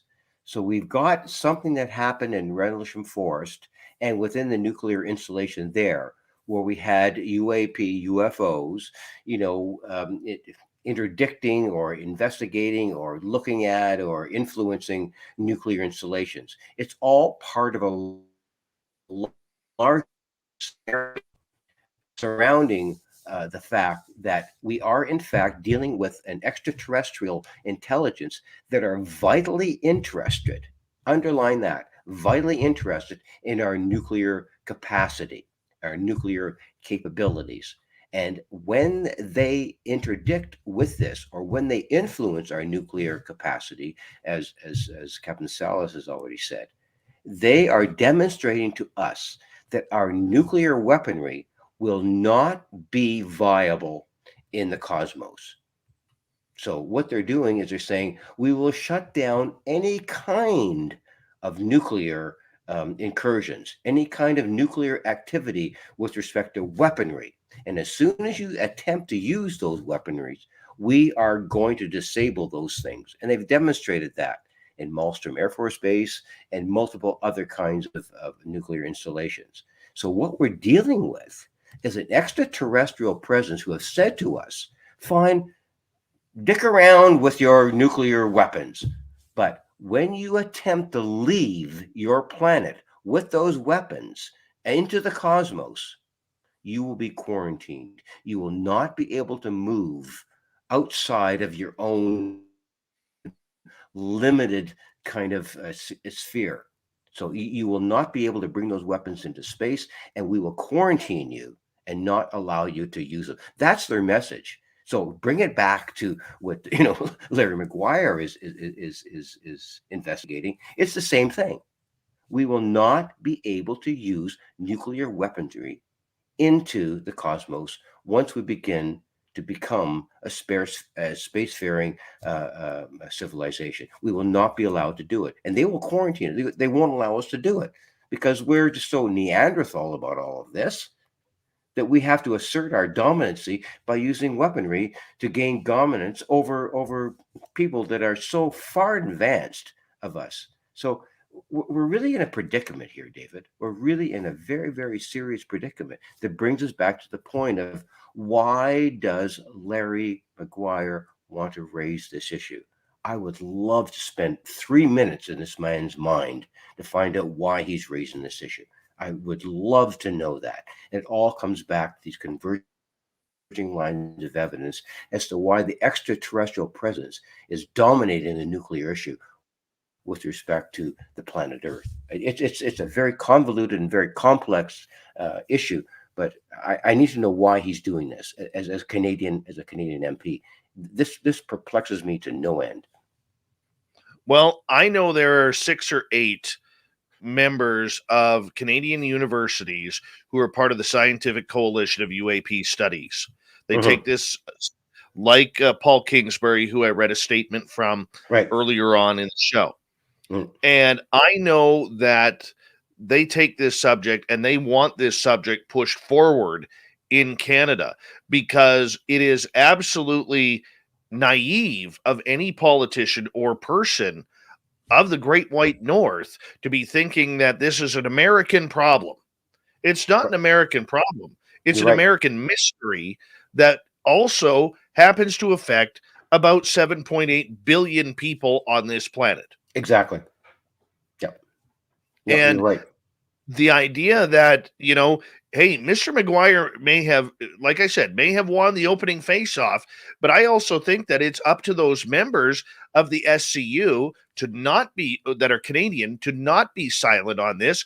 They should be responding with media releases and press releases offering to talk about this subject to the media or shows like ours. And we need to have them speak up. Larry Maguire, to me, opened the doors. The doors are open. And now the question is, who is going to walk through? We know Victor Viggiani is going to walk through. We know Dave Scott is going to walk through. We know Daniel Otis is. We know Grant Cameron is. We know Chris Rutkowski is. Hell, the spirit of Stanton Friedman is going to walk with us. We know that. And same as Paul Hellyer. But the question is, who is walking with us on the media side, on the political side, and on the scientific side? We know the experiencers will, and all the eyewitnesses will. But let's look into that one. That is just exactly. Yeah. If we look at the American experience within the Senate Committee on Intelligence and how they come with their investigation and their demands of the Director of National Intelligence and the Office of the Inspector General with respect to UAP and demanding reports from all of those. If we look at what's going on there, there's a huge, how can I say, consensus within the UAP research community that hopefully this Senate committee will call hearings where they would bring forward within the Senate Intelligence Committee hearings where they would call forward, UAP experts, pilots, U.S. Navy people like Hal Puthoff, Chris Mellon, all of the Luis Elizondo, and have hearings with respect to all the public hearings about it. Okay, so using that model and the hope that we have that the United States may do that, this U.S. committee may do it. We're really hoping that will happen. People like Stephen Bassett and Richard Dolan and a lot of other people are really kind of pushing the idea that this could and may happen. Flip that over into the Canadian community. If Larry Maguire is serious about his ventures into the UAP issue, okay, we don't know what he knows. We don't know where he's been plugged into. We don't know where he's coming from with this issue. I'd love to know that. But what if he said to the Deputy Minister of Natural Resources, we want hearings on this. We want to bring forward the NORAD pilots who have chased UAP. We want bring forward people like the former Minister of Defense, Paul Hellyer. Well, he's no longer available. But we want to bring forward people who have actual access to information about the UFO UAP issue. We'd like to have hearings up here in Canada. I mean, well, and that's what I'm just going to ask you. Where do those hearings have to be? Do they have to be in Ottawa? Could they be in Vancouver? Does it have to be in Toronto? I mean, because look, I think that it's time for a Canadian hearing on this, much like what we saw Steve Bassett do in the United States. Canadian people, Canadian researchers, exactly. And I would volunteer myself and this show to be a conduit to putting that together, because it's definitely. Let me tell you something, David. You've raised an absolutely pointed event here. And if Larry Maguire wants to do or find out what he wants to find out, or what I feel that he wants to find out, he could very well put forward within his committee hearings on this whole issue and bring forward this, and it'll happen in Ottawa, and it'll happen on the same channel, the YouTube channel that we found out his information about. And I think that's well within the possibility of him demanding, asking, requesting, whatever it might be, bringing forward hearings on how these so-called UAP, UFO entities, drones, whatever they are, we want to find out, and we want hearings to find out why our nuclear installations are being monitored by these craft of unknown origin. I don't think that's much of a stretch. It's not. It really isn't. We want to know. And I think it's something very possible for me.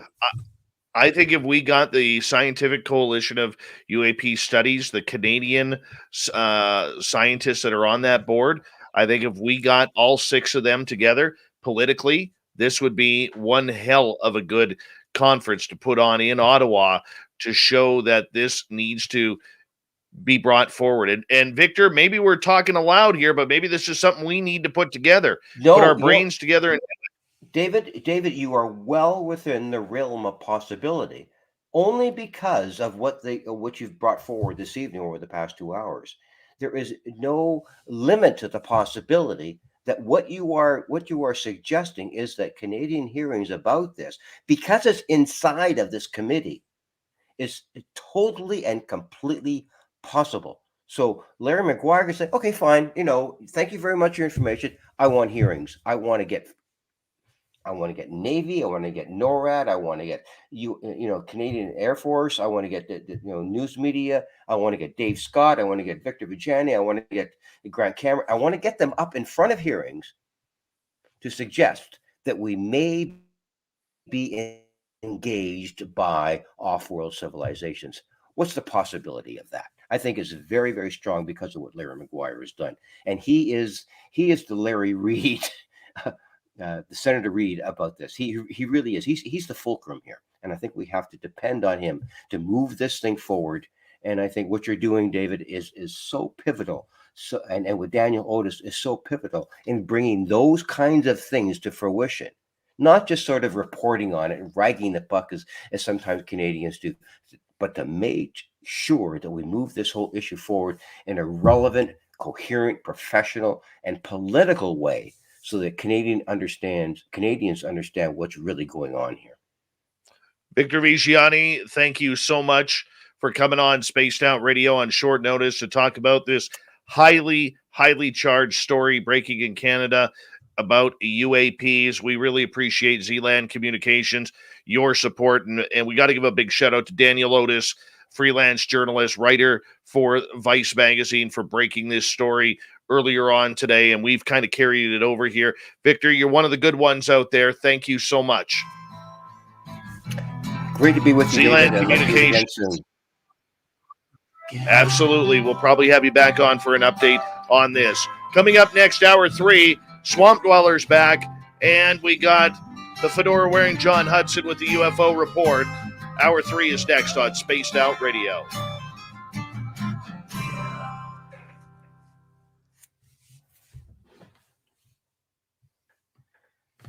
I will give you a phone call later on today because I'm going to be on the phone with a number of people today. Okay.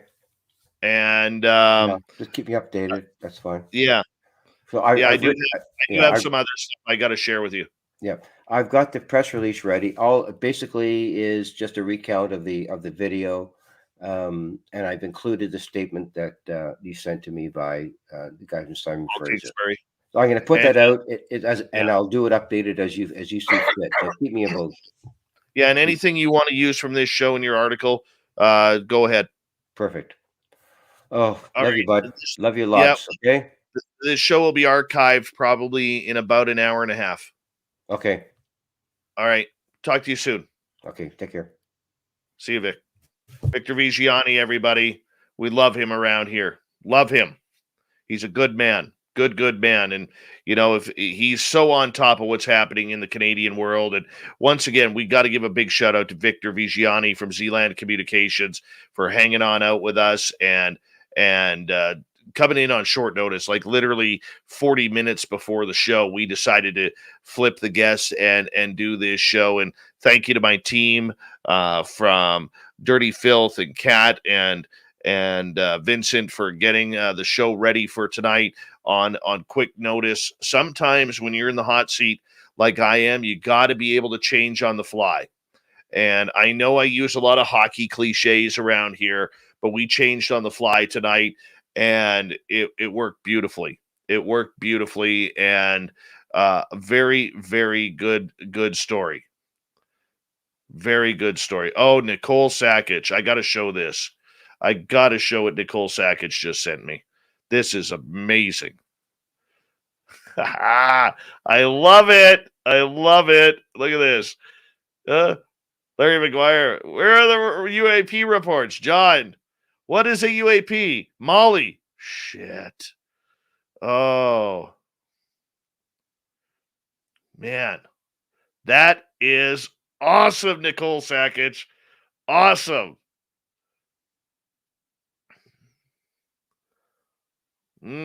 Yeah, better not be a Mandela effect. I would probably stroke out over this. Nicole, I'm just going to tell you right now, that'll be going up on my Instagram and everything. So thank you, my dear.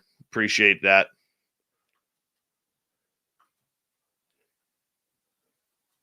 Oh, you are brilliant. That's why I love her. That's why I love her. Nicole Sakic. She's number one. Number one. Make sure you get that over to Dirty Filth. Oh, I am happy tonight. I really am. And thank you guys. Look, I don't really, because the majority of our audience here is American, I try, to get little jabs in because I'm pretty proud to be Canadian. Okay. But I don't like doing a lot of Canadian shows all the time. But this is huge for us tonight. And I hope you guys understand the reasoning to tonight's show and the importance to the entire UAP subject that another one of the Five Eyes countries has actually brought this up. So, I mean, this is a big moment for us.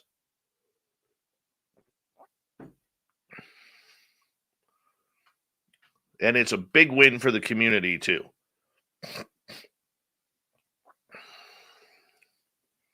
I'm happy. I'm just going to fist pump. Now I feel good.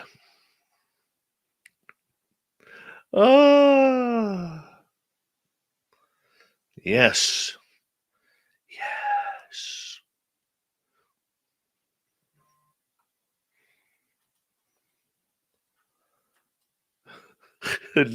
Dirty Phil sends me a message. Holy fuck, Dave. Fist pump.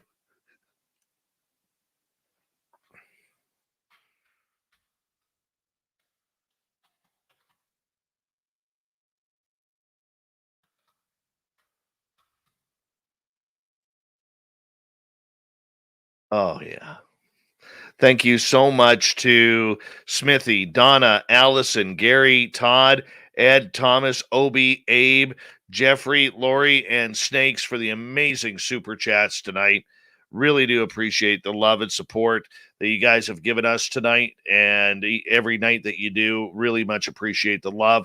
Super chat is a wonderful way to support what we do on this show on a nightly basis. We got a plethora of super chats tonight, so thank you. James Weston, how you doing, buddy? Carbine's right. How's it going, my friend?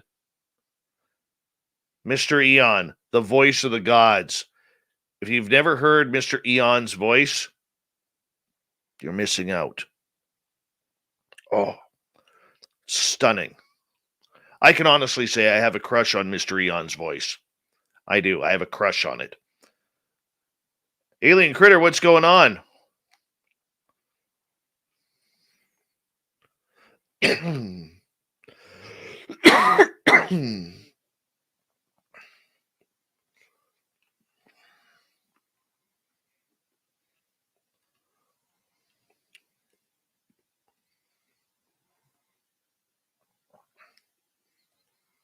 We got 25 seconds.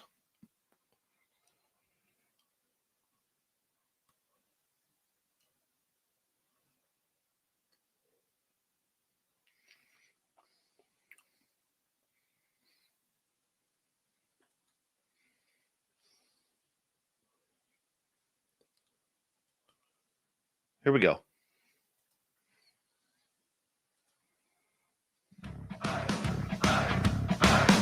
Would you like to connect with us? Head to spacedoutradio.com for all your latest show info.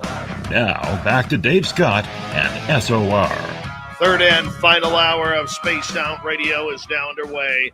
My name is Dave Scott. Thank you so much for taking the time to join us. We really do appreciate you tuning us in wherever you are on this beautiful planet we call Earth. Hello to everyone listening in on our terrestrial affiliates around North America and digitally on TalkStream Live, Revolution Radio, and KPNL. All of our archives are free. Join us at youtube.com/Spaced Out Radio. Do old Davey the favor, hit that subscribe button. The Desert Clam has set the password for tonight in the SOR Space Travelers Club. What do you got for us, Clam? Eclipsis. Oh, did I butcher that one? Eclipsis. There we go. Eclipsis. Whatever the heck that means, the Clam sets a password each and every night right here on Spaced Out Radio. Our website is spacedoutradio.com. We have a plethora of features for you, including rocking out to Bumblefoot, reading Shirky Poo's Newswire. Check out our swag as well.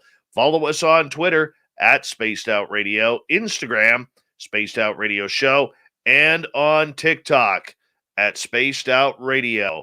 Here we go as we bring in Mr. Swamp Dweller, who takes us on a journey of a spooky story down to the swamp.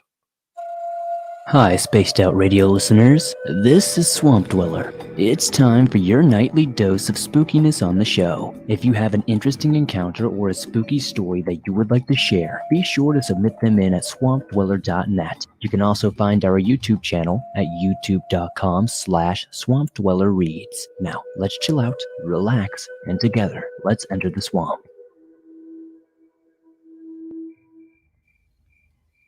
So I live in a city.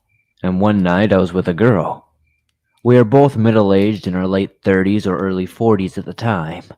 I am now 48 years old. One night, her and I decided to go to a cemetery as lovers do. We have been to this cemetery a couple of times previously, always at nighttime though. This cemetery is rather big and has two halves. Well, this night I decided to pull into the half we never went into together.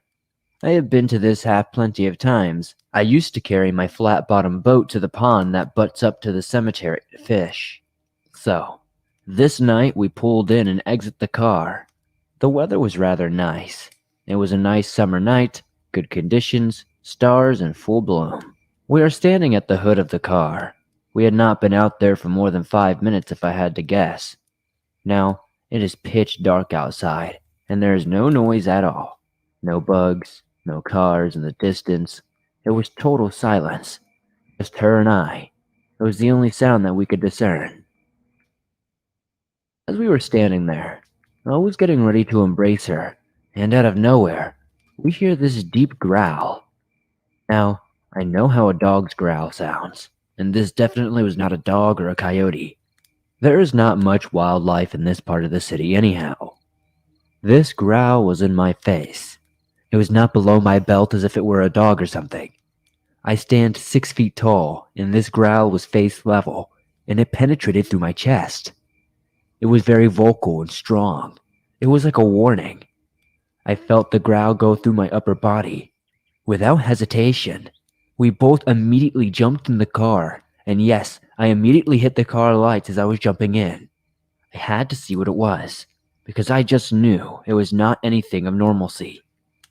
When the lights were on, there was absolutely nothing there, just an empty cemetery. I could not believe what I was looking at. Something was literally eye level with me and gave me a warning of some sort, and then it just disappeared. It happened so fast, and how could it just be gone like that? Once in the car, I asked her what she thought about it. She said that she did not know, but that growl went through my entire body, and that she wanted to leave. Since that experience, I have not gone back in there. Not even to fish. To this day, I still wonder what the hell that was. I don't think it was any sort of wildlife. Well, I hope this is a good story and makes your list. Either way, I will never forget this night.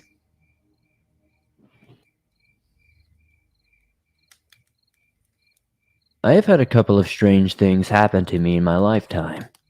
I have lived in both New Zealand and Australia, and I have had some weird experiences for both, but I want to talk about the two I experienced growing up. As I am 19 now, and they have stuck with me ever since I can remember. The first story is the first paranormal thing I can remember happening to me. There have been a few now. I grew up in a rural area of New Zealand in the South Island. I was around 5 years old at the time this story happened. It was sometime around 7:30 at night, and I was playing with my dolls.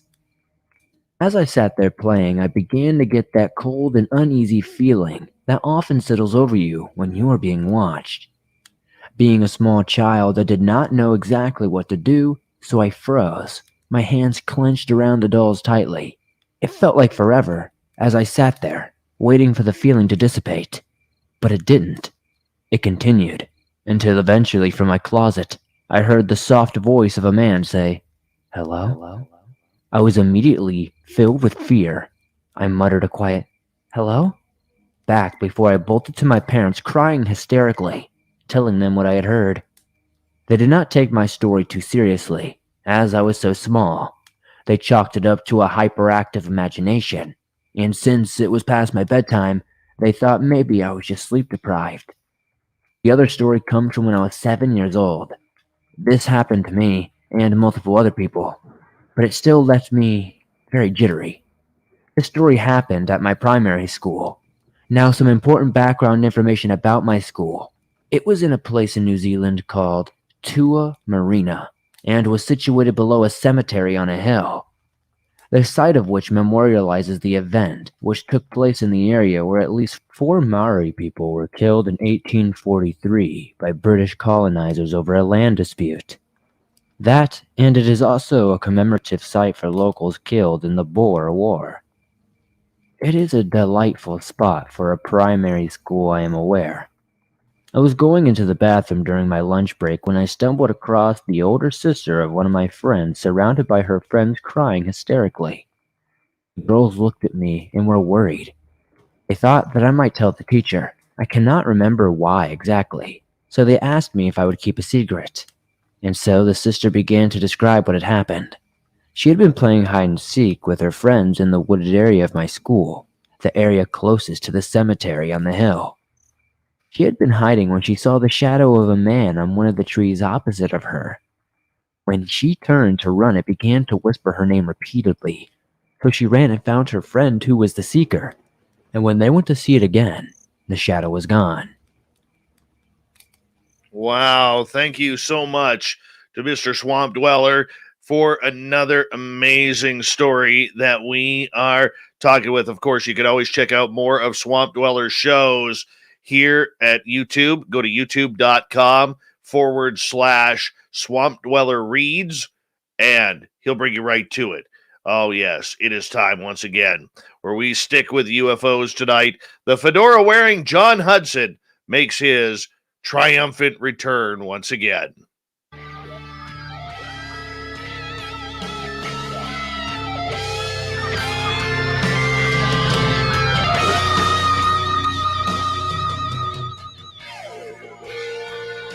There he is, Darth Fedora, with the unbiased UFO report. John comes in a couple times a week to break everything on down. John, how you doing, buddy? Oh, hanging in, having kind of a rough night, so I apologize, but yeah. Oh, your hair looks fantastic, though. Oh, Freshly washed and manicured. You know, I could tell, you got a little blush on the cheeks there. You're looking great. Oh, thank you, sir. Thank you. And good to see everybody. Luscious Jules in the chat room calls you Fedorable. The Yes, I Fedorable know. John Hudson. Quite a nickname, huh? Oh, yeah. All right. Been a big UAP news day up here in Canada, my friend. Yeah, I know. And I've been trying really hard. To get as excited as you are, because I understand why you're excited, and I think you're in full right to be excited. But I must admit, I'm struggling a little bit. I do apologize. Well, you know what, though? Dude, up here, it has been so hard to get anything out of the nation's capital with the phrase UFO or the phrase UAP.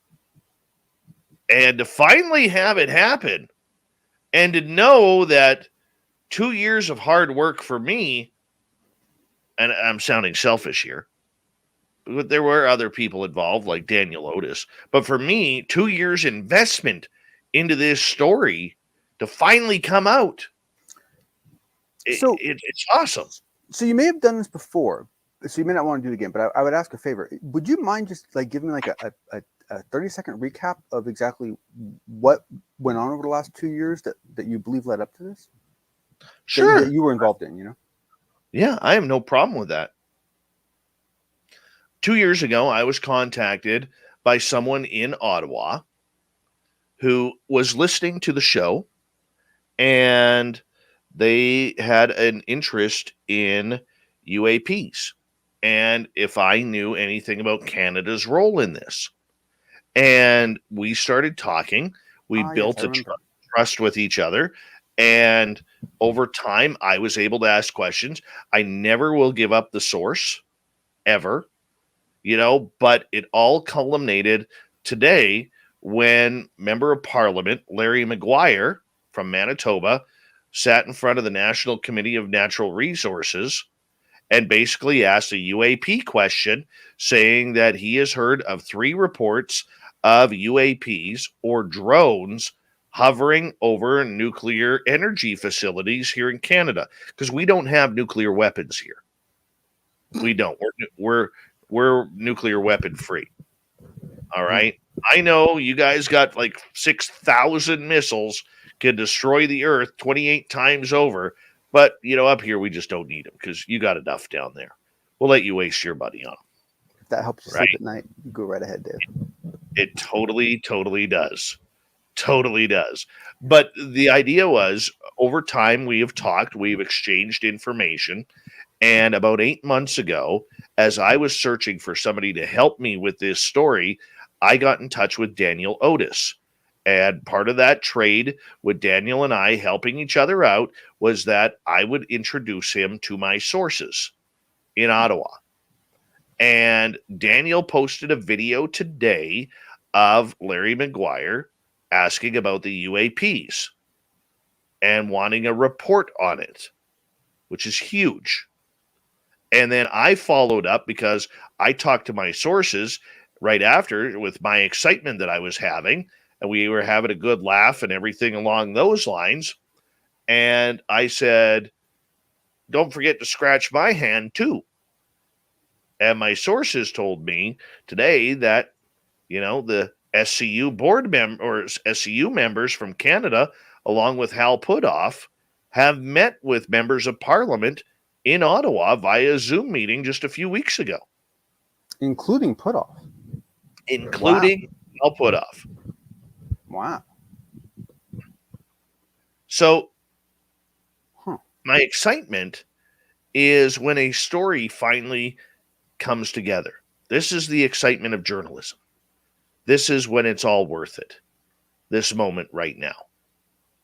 And it's very nice to be able to see that those three little little letters UAP come out of a politician's mouth in Canada, because we've been trying so hard, John. Can I Get ask it one done. question, Dave? Please. If the whole thing had played out exactly how it did, but instead all the language had been using, it was all UAP, right? Were you okay with that? I'm fine. Okay, all right. I know Very you're fine. not a big fan of that term, so that's what I'm curious. Yeah. No. I hate the term UAP. Of course I do. Yeah. No, I was just surprised. Yeah. Well, I mean, the idea, though, that it finally came through, we're pretty happy over that. Because John, it's hard to break a story. It's very hard, especially with so many different acronyms and news agencies and social media. It's very hard. So, the individual who exposed themselves on the floor to ask this question, what is in it for them to be doing this?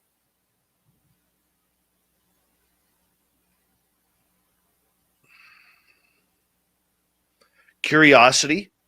Oh, okay. That's far out, man. That's totally the idea. Yeah, cool.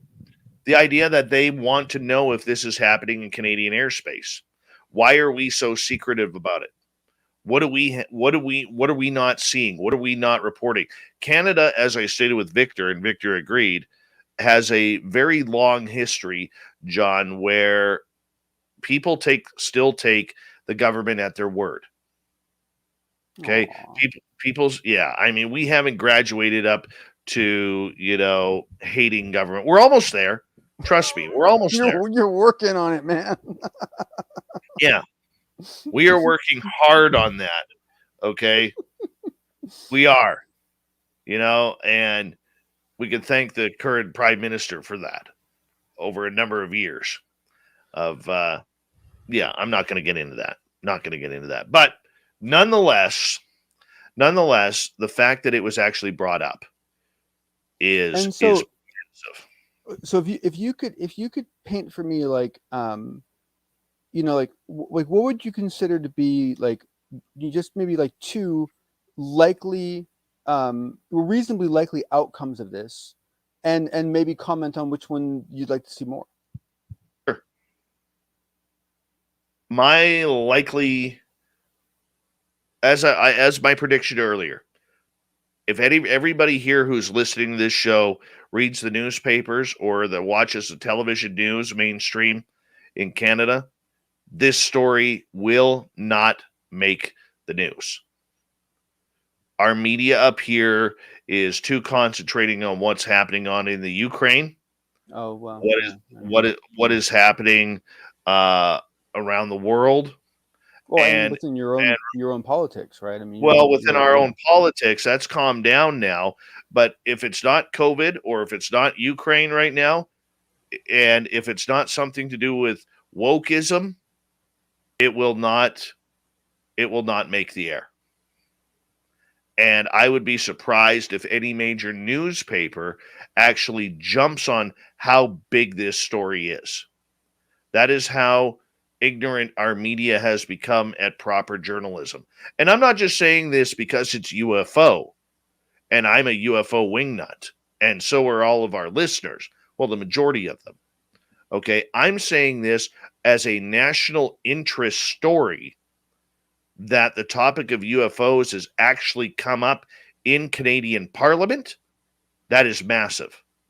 And the public has a right to know, even if they don't believe in the subject, John, They have a right to know why our politicians are talking about this. Well, look, I mean, if you want to go out on a statistical limb and assume that like the rest of the world is somehow devoid of any of these experiences, you have to at least assume that the three countries sharing a continent, you know, perhaps, because I have my doubts that anyone's going to pay attention to political borders that only appear on maps, right? So to assume that the Mexican government and the Canadian government have not had at least a factor of the activity that the U.S. has would just be insane. And so then you have to ask, what's been going on? Have you guys all just been handing it over, or are you doing your own program? Either way, you know, as Mexicans or as Canadians, you might want to know that, you know? Well, absolutely. You know, this isn't a U.S. problem. This is a world problem. We don't know if the aliens are here for the good, the bad, or the ugly. We don't know. We do not know. We can assume where they come from. And I'm still on the assumption that they come from outer space. I am in that assumption. All right. Or if a you don't mind different me time. asking real quick, along with that assumption, is your current assumption involve multiple parties? Define that. Many different groups coming or interacting, meaning that some could be terrestrial, some could be from another galaxy, some could be from interdimensional. That basically all possibilities could be simultaneous. Or do you believe it's a very finite number of groups that are making contact? I think there are a number of species that have come here. I mean, dude, we are like the Kmart blue light special. And when they see the blue light linking way up 1 billion miles into the stars, they're going to get excited. And why not come check it out? I mean, let's face it, our radio waves have blasted all across the solar system. We don't know how far they've traveled yet. Well, and if you believe, you know, the presentation by our friend Ramirez, technically, some kid's ant farm just got nukes, and the kids are really curious what those ants are doing, right? Exactly. Right? I mean, that's exactly it. I mean, why not? We are the greatest reality television show in the universe. We really are. We got everything. We got sex, we got blood, we got war, we got sports, we got concerts, we got everything. And even those of us that live here repeatedly comment that reality is far stranger than fiction, and this is so true. That right. I mean, all you got to do is travel the world a little bit, and you will see it fast. You know what I want as a present for helping break this story? I want Geraldo Rivera's mustache framed and put on my wall. Wow. I've wanted. That's a 35-year wish. That's what I want. That's what I want. Direction. Wow. Yeah, I want that mustache. Oh, he's so horrible. I gotta say, Dave, I think in light of the obscurity of your request, there's actually a chance you might get it. I wouldn't give up hope. I wouldn't give up hope. If I could grow a lip blade like that, imagine how much more ahead of the game I would be right now. Well, let's just hope you have better luck. You have better luck showing people things than he did with that. What was it? Al Capone's vault? Al Capone's vault, yeah. Oh, that was bad. That was horrible. 1 hour. How does that happen? Remember the hype up to that? Remember the hype? That happen? Oh man, how do you blow that one? I hope people got. How do you blow that one? Only Geraldo's mustache could blow that one. And he survived, kind of.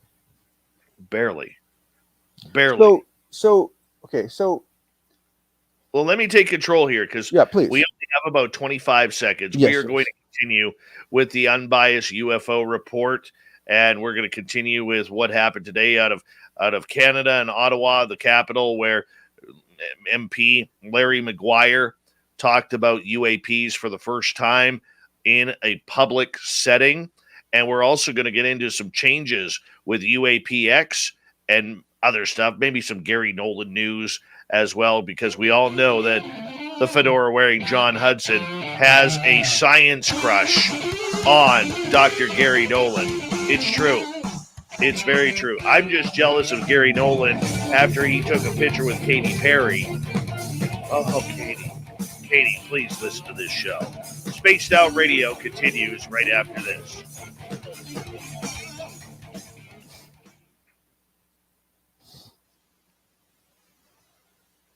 We're clear. You know, one thing I will say though is I ended up going to a Katy Perry concert once because the job I used to have at one point, I got free tickets to like all sorts of crazy things, and took my wife, and I didn't really want to go.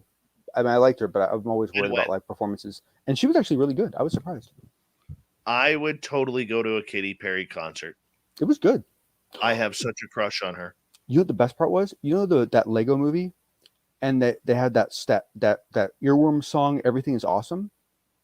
No. That was actually written by a real band, and they opened for Katy Perry. So I got to see "Everything Is Awesome" performed live on stage. It was truly bizarre. Truly bizarre. I was actually born in Tucson, Jim. Glad I don't live there anymore. Dirty Filth is packing up for the night. He is going to watch some Law and Order. That Holy song cow. is so soothing. Holy cow, Dirty Filth. What's next? Reruns of Grey's Anatomy? Actually, I can't say that. I like Grey's Anatomy. They change characters too quick, though. Never seen it. Can't say. Mm-hmm. Teresa, one day you and I will attend a Justin Bieber, Katy Perry concert together. I'll leave before Bieber. Hey, you know, I just realized I'm gonna tell a really short Jim Goodall story since he's here, just to point out to you guys what a nice dude this guy is, like just in general, having nothing to do with anything we're talking about in specific.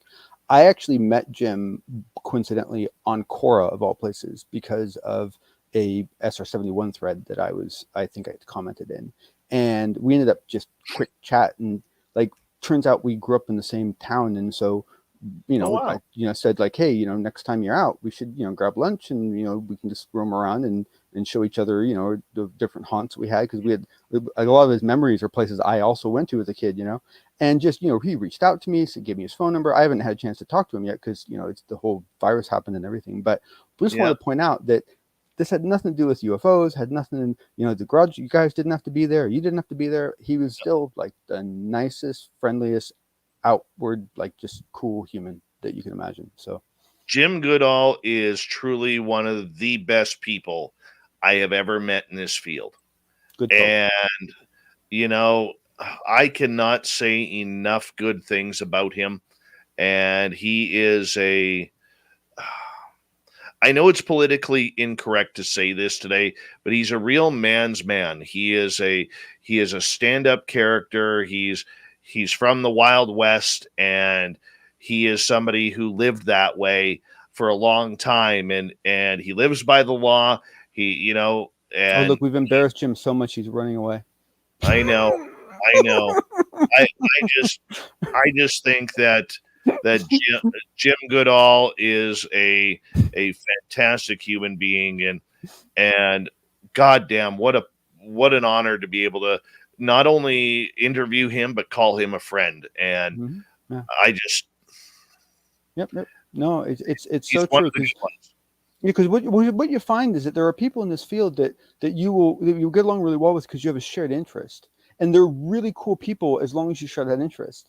And then there are other people that are that genuine on all levels, and Jim's one of those. And it's a nice thing to see in a human. So Jim is amazing, and if you're able to get to our Vegas party, April 22nd to 24th, John, yes, you'll get to meet him. Yes, you'll get to meet him, and we'll make that happen. Yeah, you won't leave his side, guaranteed. Yeah, if I can find a job in time and have money to go, I'm going to go, yeah. I really want to go. So hopefully. You should start an OnlyFans page for that chin hair. You and John Music, you can show the tight chin hair, and he can show his beautiful hair and beard combination. Fuck, does he have a nice hair and beard combination? Let's see if we could zoom in here. I don't know if you guys could see that properly, but his beard is tight, and it just leads right up to the sides. That's so nice. So nice. It is. All right. We got 30 seconds. Thank you to Smithy, Donna, Allison, Gary, Todd, Ed, Thomas, Obi, Abe, Jeffrey, Lori, Snakes, and Patrick for the amazing super chats tonight. We really do appreciate it. Thank you to all the veterans out there tuning us in. We love you. You always have a safe place here in our chat room. Let's rock the final half hour right now.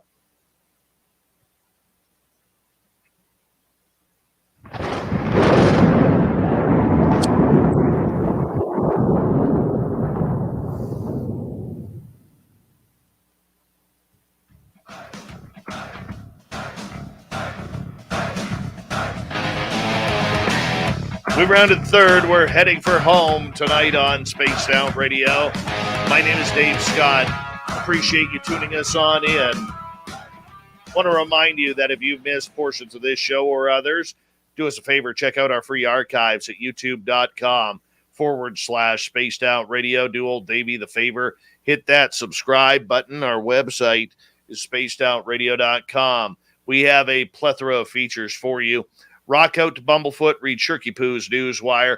Check out our swag as well. Follow us on Twitter at Spaced Out Radio, Instagram at Spaced Out Radio Show, and on TikTok at Spaced Out Radio. We continue on tonight with the fedora-wearing John Hudson and the unbiased UFO report as we are continuing our conversation about the UAP news out of Canada tonight. John, welcome back. Thank you. Oh, you're very welcome. Very welcome. John, I'm curious, considering the relationship between Canada and the United States goes well beyond the military, it goes well beyond UFOs. We're so tied together. Do you think that the fact that this has opened up now the conversation and the dialogue in Canada, that it will make any sort of news or waves within the United States?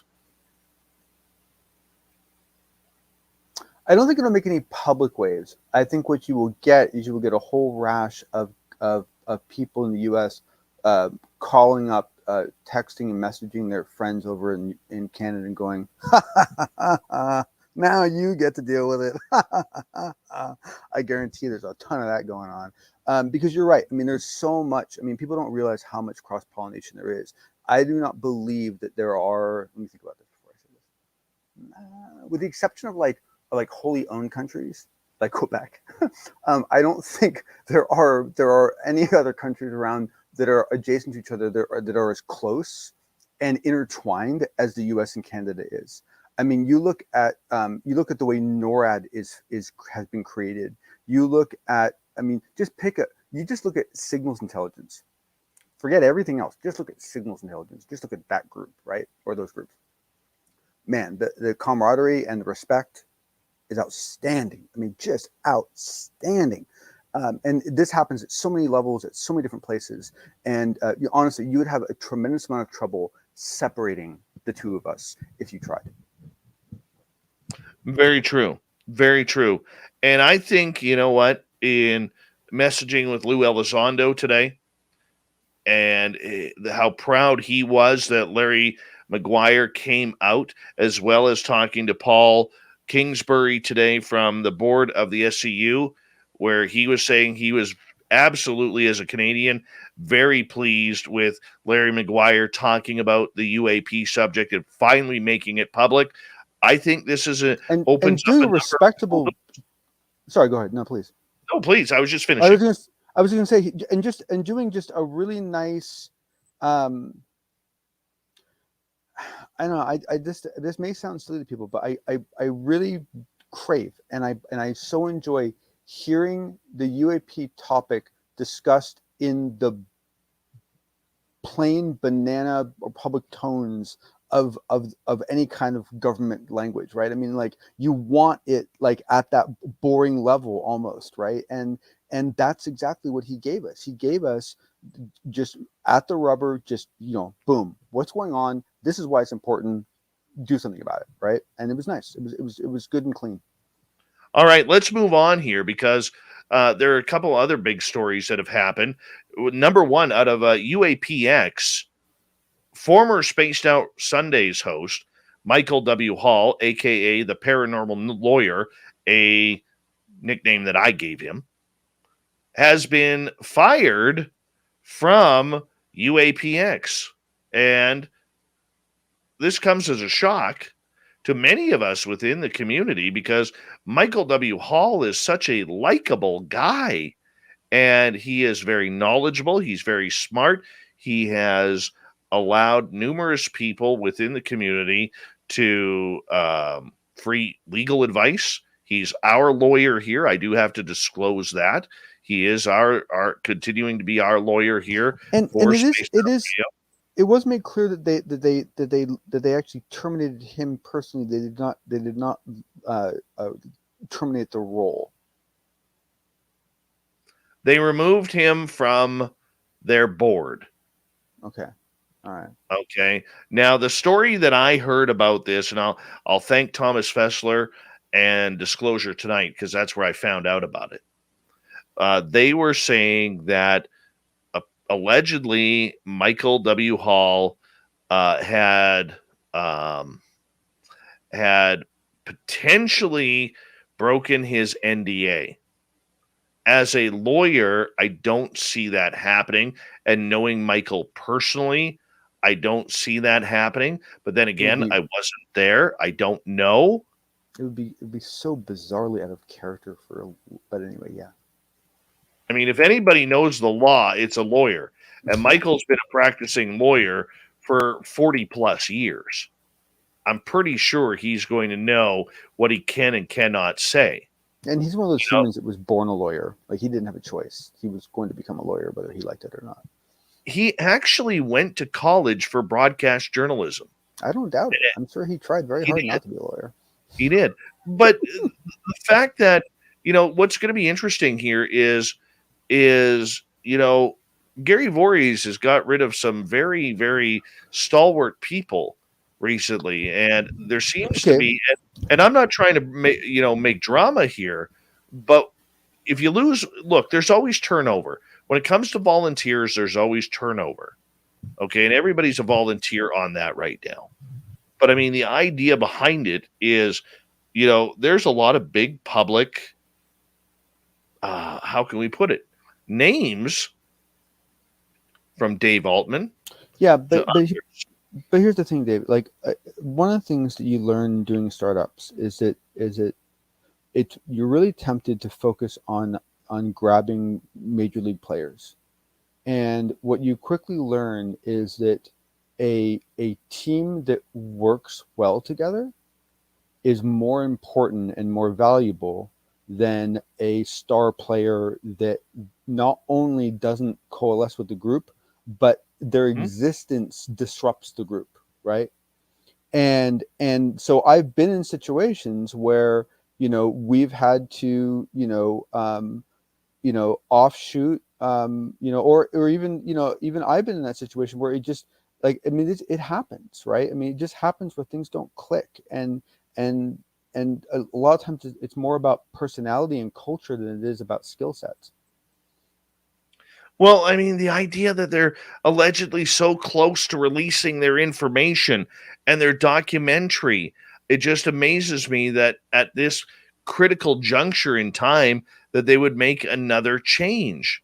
Now, we don't know what is going on around the inside of Gary Voorhees, but I mean, if you look at UAPX, okay. But I mean, there was that's I mean, because I gotta tell you, like, I was excited about UAPX as anyone else until I talked to him.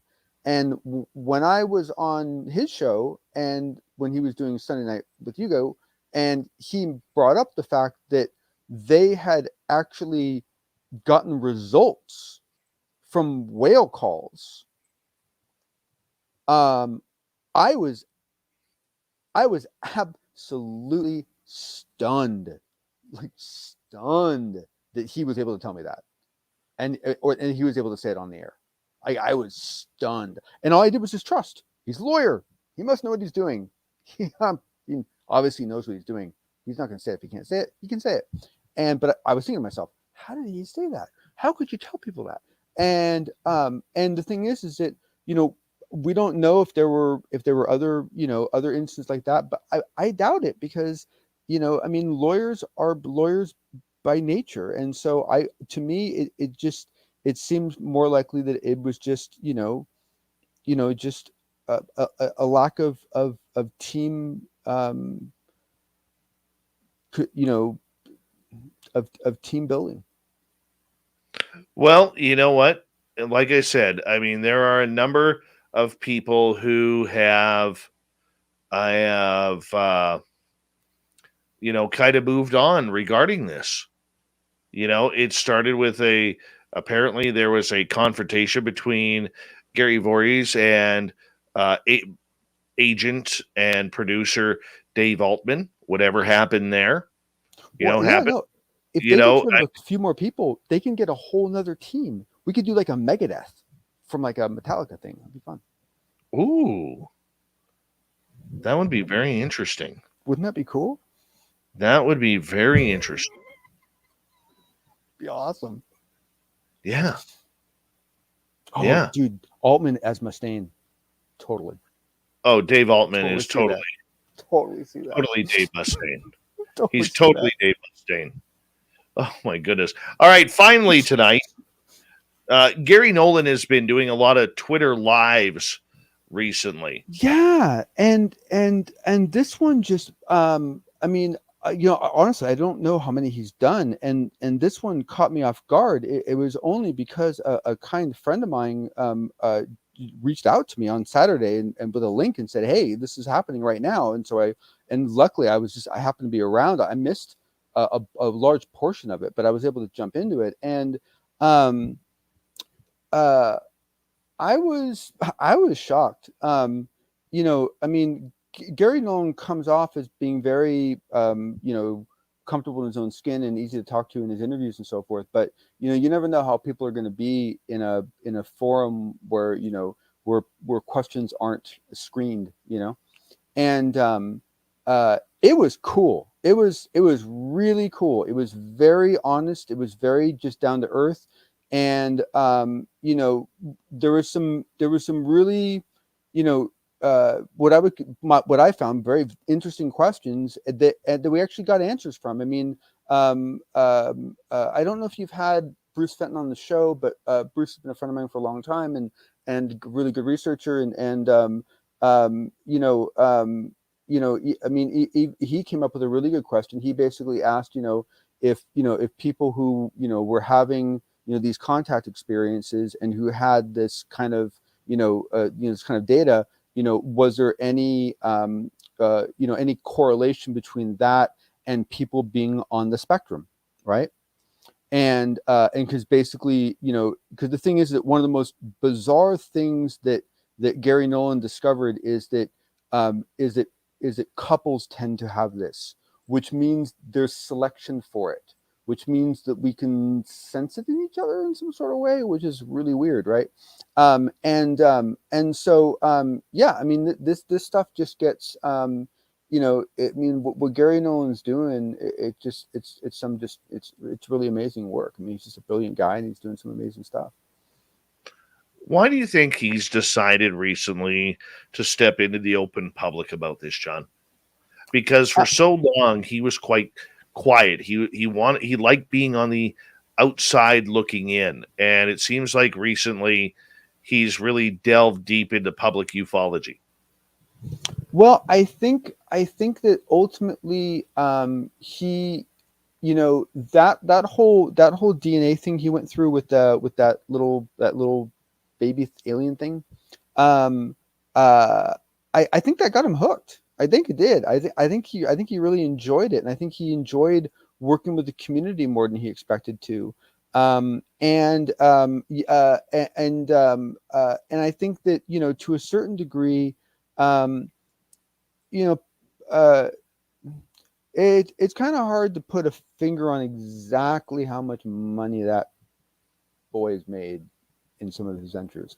And so, you know, it might just be that he's, you know, just reached a point where he's, you know, comfortable enough and stable enough, and his boy, man, his status at Stanford, oh man, Oh, yeah. yeah. I mean, he can do no harm. So it might just be because he's certainly smart enough and aware enough to know that sometimes there are people that have to do things not because they want to, but because they're in a role where they can. And I wouldn't be at all surprised if Gary Nolan's doing it for partly that reason, because he recognizes that he's someone who can do it. And I think his relationship with Jacques Vallée has had a huge impact as well. I think so. John, another great unbiased UFO report. Thank you, sir. Congratulations on this news, Dave. I know you've been working for a long time. So yeah, no, awesome stuff, man. Good stuff. Yep. Thank you. Let's get to Shirky Poo's news. Yep.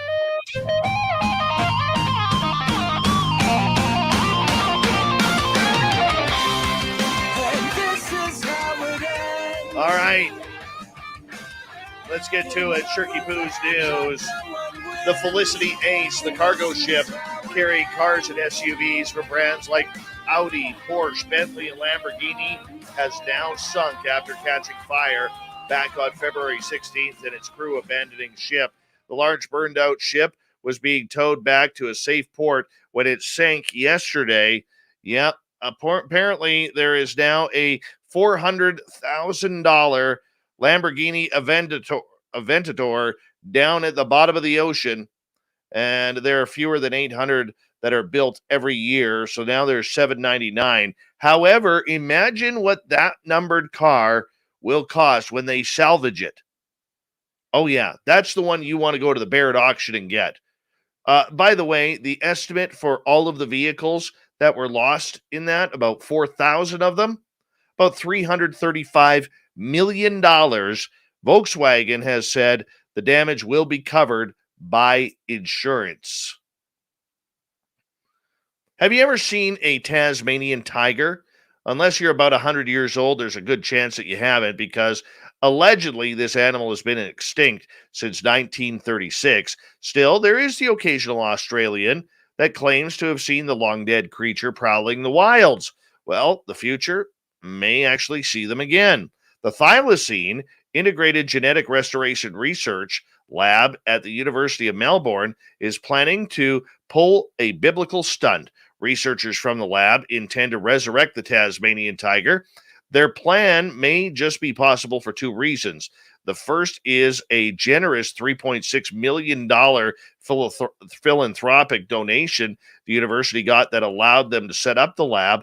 The second reason is the Tasmanian tiger went extinct relatively recently. And as such, there are still preserved specimens with enough genetic material for researchers to work with and clone them. I still think there's some in the wild. I know I'm in the minority here, but there's been a couple of real convincing videos out there that have made headline news. Maybe there's like 10, maybe 20, but I still think they're out there. I hope so. It's a beautiful creature. Beautiful. A man is attempting to sell a painting he claims is cursed on eBay for just $50, claims it's ruined his life. Of course, that's probably not the greatest sales pitch you've ever heard, but that doesn't mean that some strange person won't go out there and snap it up. Dan Smith, not his real name, called himself a collector of weird things, says he purchased the painting at a flea market from a woman who even warned him that the painting was bad news. Failing to heed her warning, he bought it anyways. Honestly, it's an ugly painting of a little girl in a pink dress holding a cave woman type doll. I don't really know. It's not the prettiest thing. Anyways, Dan regards his choice as an ultimately bad decision, claims the painting has detrimental effects on his life, Says the picture of the two terrifying dolls originally reminded him of rebirth, but now he believes it only represents the end of things. If that's not selling it, perhaps eBay's description might. Says, beware, cursed vintage painting dolls, art creepy, eerie warning, 1967. The woman at the flea market warned me before buying this, and now I will warn you, no good can come from this painting. I don't think much of it at the time and just assumed she was just one of those oddball dealers hawking their wares for cheap. As for the painting, it looked adorable, with two innocent seeming dolls portrayed in it, but she was right. Don't be deceived. Now, he doesn't go on to say what actually happened to him. Oh, here it is. Sorry. He was hit by sickness, loneliness, sleeplessness, and uneasiness. Well, that's called COVID. That's called COVID. Okay? I don't know if it's the painting or not.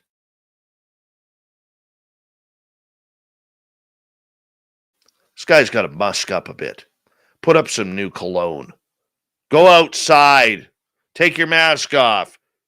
You know, hit one of the pubs. There's only about 13,000 of them in London alone. I think it's mandatory. Every corner has a pub down there. Either way, freaks him out. Doesn't want it. Let's move on. It would seem the tables have been turned on the Tinder swindler, Shimon Hayut, after he himself was scammed out of $6,664 by a woman who claimed her boyfriend worked for Facebook and Instagram's parent company, Meta. According to a report since confirmed by LAD Bible, the woman reached out via Hayut's Instagram DMs and said that her boyfriend could get him and his girlfriend verified on the platform. Hayut, whose scams under the name Simon Leviev were the subject of a huge Netflix documentary series, agreed to a FaceTime call with the boyfriend, whom TMZ now reports seemed to be in a busy office space at the time. It all must have seemed convincing enough to Hayut, who you would think would recognize an elaborate scam once he saw one, but nope, paid the money via PayPal and didn't get his blue verification check mark. So now he's mad that the swindler got scammed. How do you figure that? My goodness.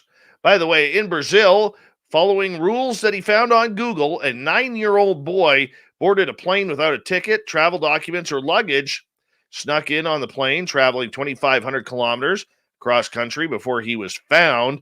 9-year-old Emmanuel Marquez de Oliveira was reported missing by his parents in the city of Manas. Yep, but they found him way out there. He just wanted to go for a plane ride. Good kid. Good kid. Solved the problem. Smart kid.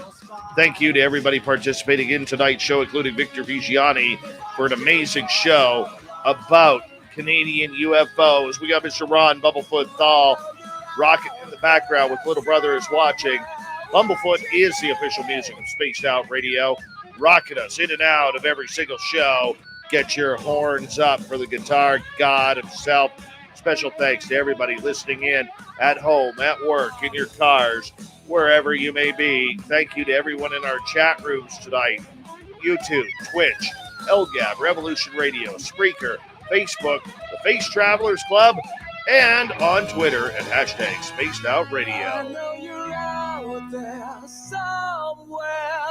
Remember, this show is copyright by Spaced Out Radio and SOR Media Ventures Limited. Thank you so much for choosing to share your evening with us, because together, my friends, we own the night. Mr. Bumblefoot, we need a favor. We need you to take us home.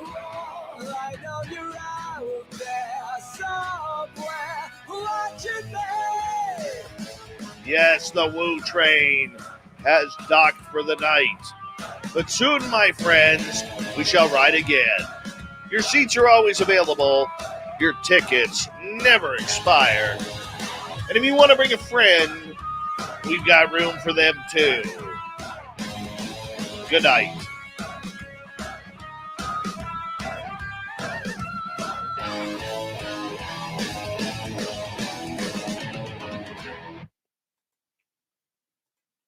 Hell yes, that's a good show. Hell yes. Hey, lovely Lavira, what's happening? How are you, beautiful? Hold on, Johnny. I'll be right there.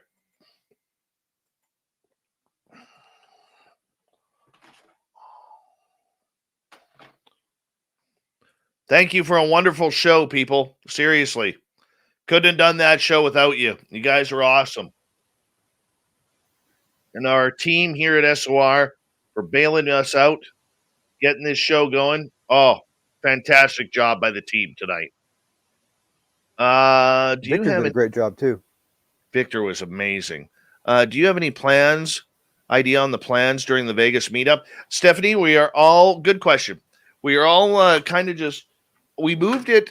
We originally had it we were going to set up and kind of make it all over the main strip. The more I thought about it, the more I realized that was a bad idea. So, excuse me, we decided that we were going to have it at the Golden Nugget on Fremont Street. So that way it was a closer venue. The only real plan that we have is Saturday. We got a private room for about 4 hours, maybe 5 hours, where Lynn Wallington's going to do a live 3-hour show. It's the only thing we're charging for. It's $25, and you can be a part of that show. And we're going to have a lot of really cool people there. A lot of really cool people. Jim Goodall's going to be there. Michael Schratt, Nate Rudd, his son Corey, Bigfoot hunters out of Washington State. Bigfoot hunter Carter Bouchard's going to be there. Bigfoot Michigan Rob, George Knapp is going to be there. UFO Garage, Ben and Joe are going to be there. There's a good chance Rick Doty is going to be there. And maybe Grant Cameron, maybe Nicole Sakic, Geraldine Orozco is going to be there. Jennifer Jones is going to be there. Do you have any idea like what I would give to like sing drunk karaoke with Richard Doty? And who else is going to be there? Hold on, I'm thinking. Lorian Fenton is going to be there. Lynn Wallington's going to be there. Thin Lizzie Borden, Bree is going to be there. I believe Gemma Jade is coming. We got a lot of really cool people that are showing up, and Science Bob McGuire is going to be there. So we got a lot of really cool people showing up just to hang out and have fun. Hey, Dr. Zed Smith, calm the fuck down. Okay, this is my chat room. Okay, seriously. None of that shit. Take a block. You were so good until, I don't know, maybe you found the Brute 33 in Grandpa's medicine cabinet. I don't know. God, can you imagine like Rich Doty, like George Knapp? I mean, do you realize like how funny it would be to like be out drunk singing karaoke with these guys? I mean, it's like I can't even imagine how awesome that would be. I'm not even a drinker. I would do it just for the experience. Yeah. I think we have a better lineup coming to hang out with all of our SOR listeners than most UFO and Bigfoot conferences. I really do. Well, especially because of the venue. It's going to be mellow, and it's going to be conversational, and it's going to be very chill. Very chill. April 22nd to 24th. If you are 100% going, not 99% going, if you are 100% going, I want you to go to info@spacedoutradio.com. Put your name in there. Put your size in there, because the first 50 people are getting a swag bag courtesy from us. I believe we have like 36 people or 37 people, 38 people saying they're coming now.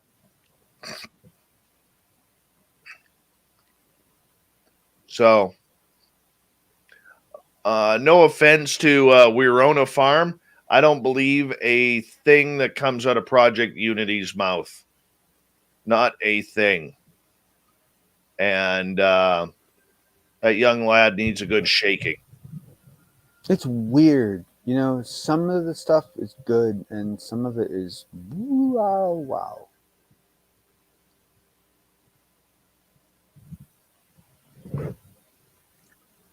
Well, Ryan is a good kid. I think Ryan is a little brainwashed at times with what is going on. I would say that number is lower. He's not far off, but you have to realize too that the Bledsoes, God bless them, and I love them. They definitely come from it from a religious perspective, whereas many experiencers come at it from an experiential perspective, What pardon me, a spiritual perspective. what was it that was said? 90% of ufology is BS.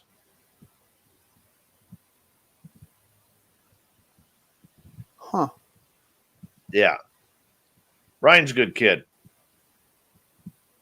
but yeah, Well, what's super interesting is if you look at like what topics they cover on their channels and then what topics are available in the grand scheme of things, and then compare the two of them, they are both discussing far more than 10% of what the rest of the community is talking about, which means that a large percentage of what they're talking about they know is bullshit. I don't know. That's weird logic. I would, if I had a show, I would not announce that yeah, okay.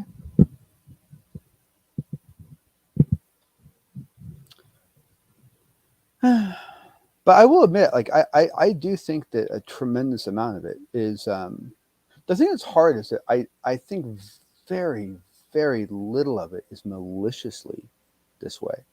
I think there's a lot of people that have just, taken a very small amount of data and extrapolated it very far. And there's a lot of people that have just, are somewhat self-deluded.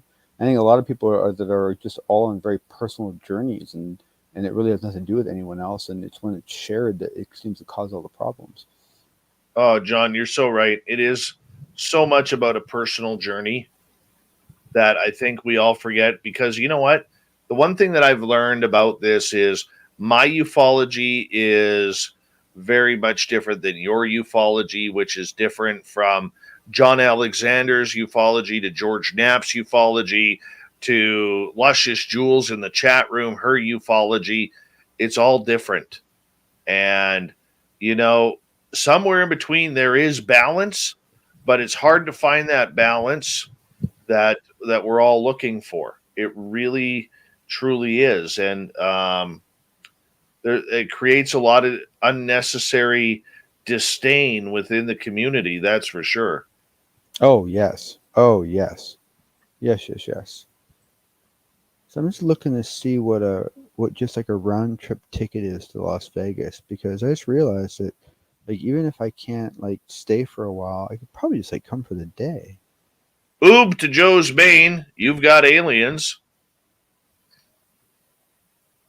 Stephanie, if you're 100% coming, please email us at info@spacedoutradio.com with your name and your size, because I don't want you to miss out on a swag bag. What are the dates again? April what? April 20 to 24th. And what day is the event where like you're the 23rd? Yeah.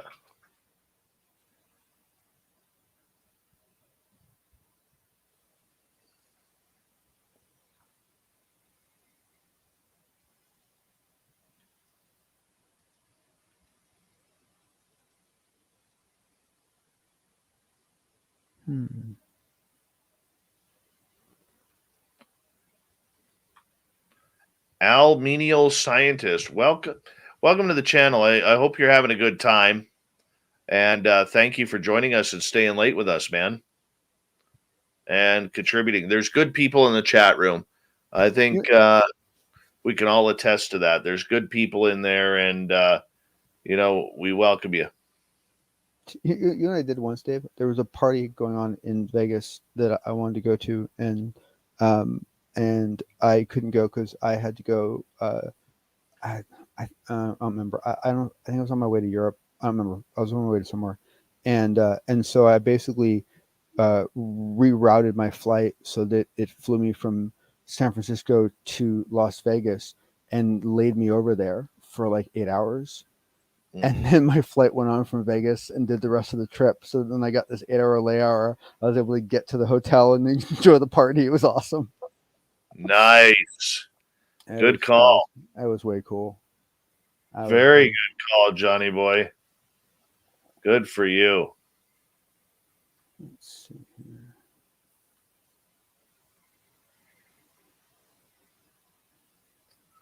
All right. So where is the beginning? It should be around here.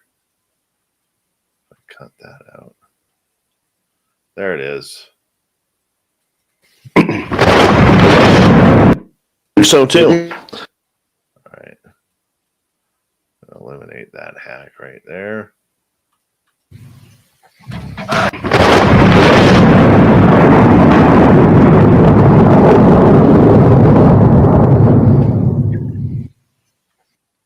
we go. Good.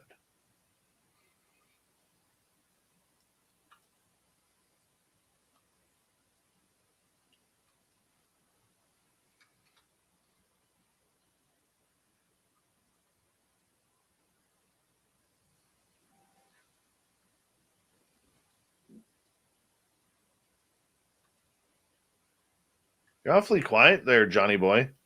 Oh, sorry. I was actually looking up what it would cost for me to fly to Vegas for the day.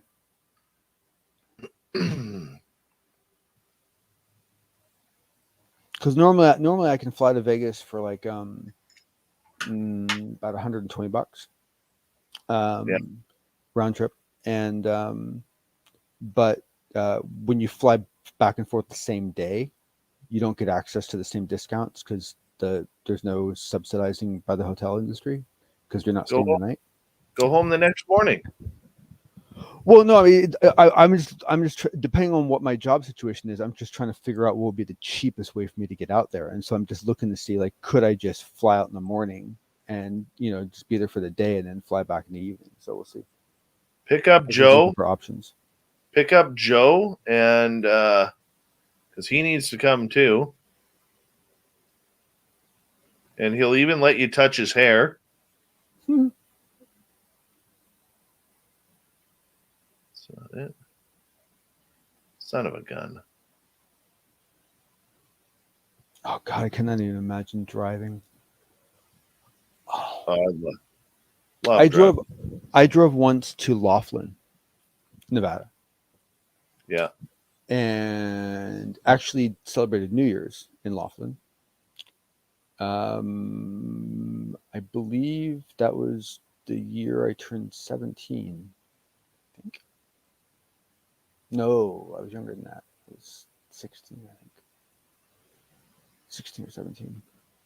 Laughlin is a fascinating place. Not much there, though. Long drive. Crazy. What's long drive is between Reno and Vegas. That is a long drive until you start hitting the Nellis Air Force Range.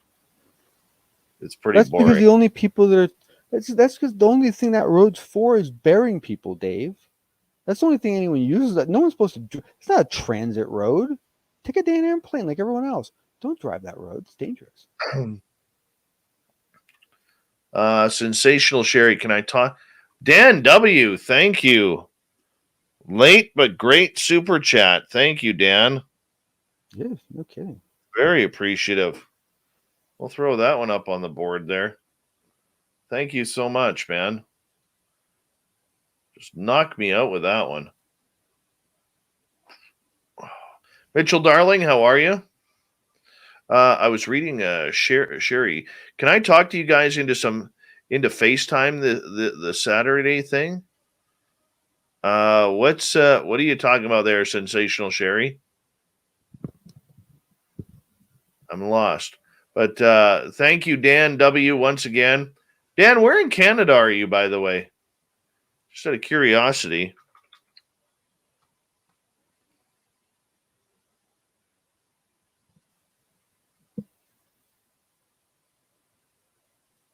Very nice. Wow. I always get sheepish with big ones like that because I never know how to act because I feel like it's so undeserving.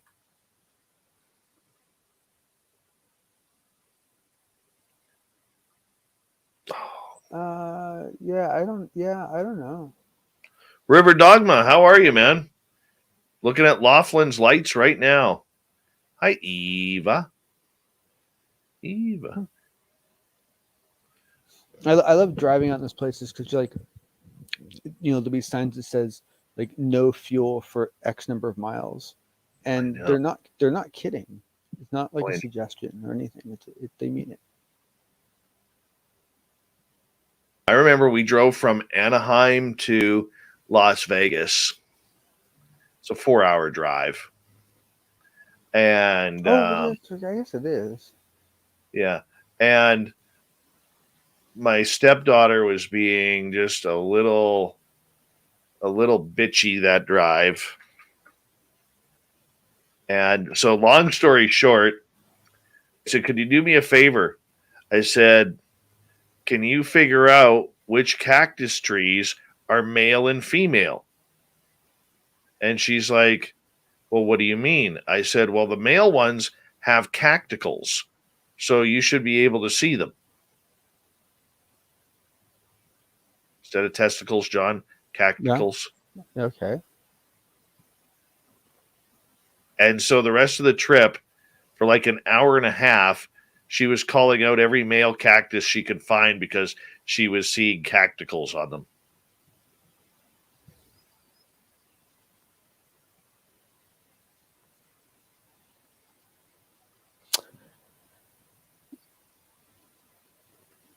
Yeah, I don't know how well I'd deal with that myself, but glad you enjoyed it. I had a good laugh. Glad you did. Glad you did. Mm-hmm.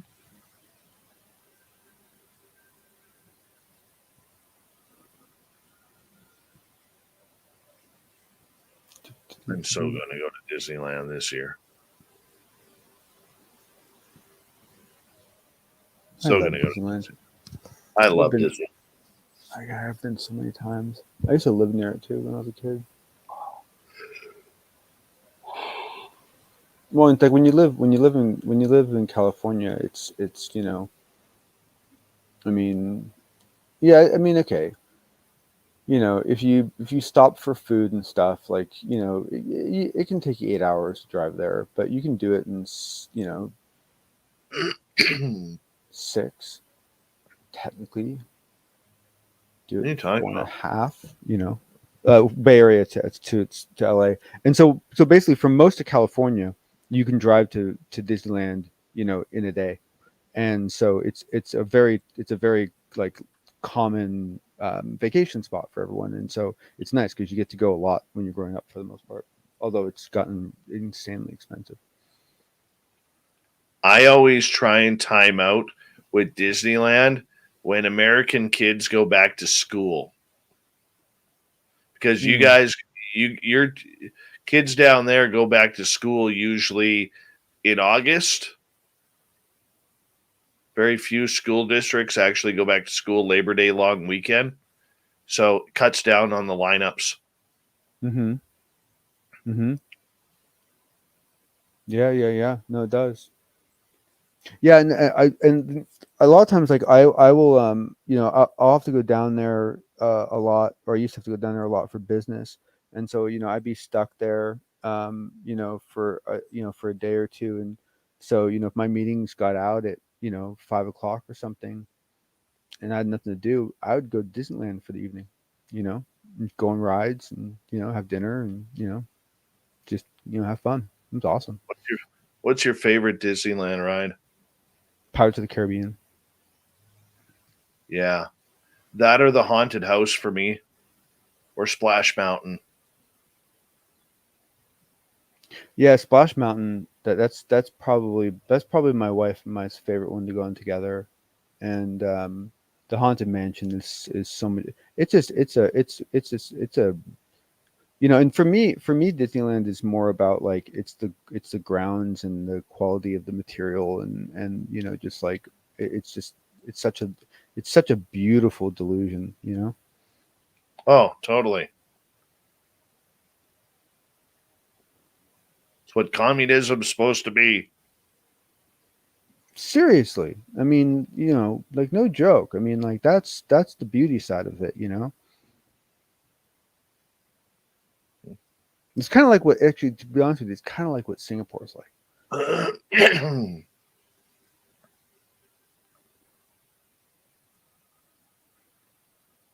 Singapore is. Have you ever been?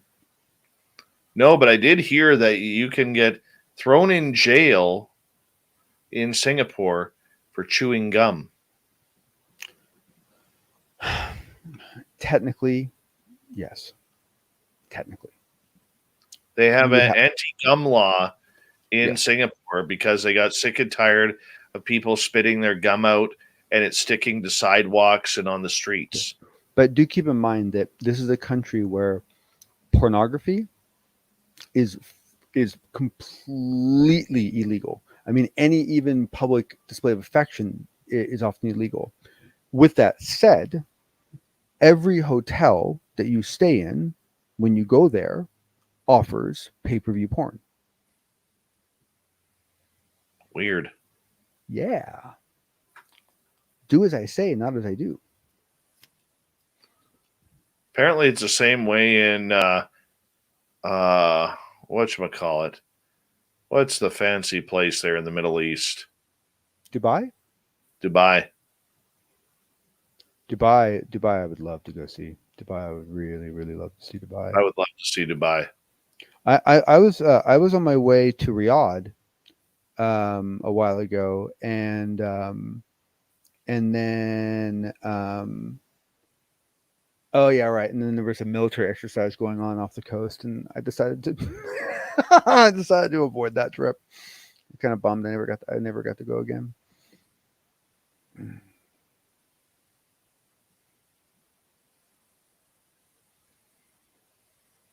Yeah, actually, I know a guy who had to leave Singapore because he was going to get thrown in jail because he basically met some girl and they started messing around like on the side of the bar, like on the outside, and he got arrested. I'm just not taking that chance. But with all that said, it's beautiful. Everything is so clean, so well kept. Even the Hooters is nice, like clean, well kept, high quality stuff, good quality food. Like it's actually, the Hooters is actually a nice restaurant, which is like the weirdest thing ever. And it's a hell of a place. It really feels like what would happen if you gave Disneyland a country. Weird. Like everyone's so well dressed. It's really funny.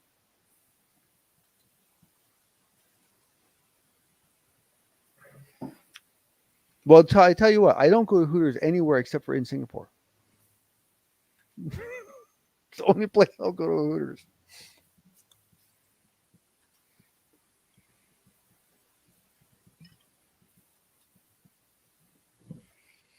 Actually, that's not true. When you go out to dinner with clients, you go wherever they want to go. So I'm sure I'll get dragged into one.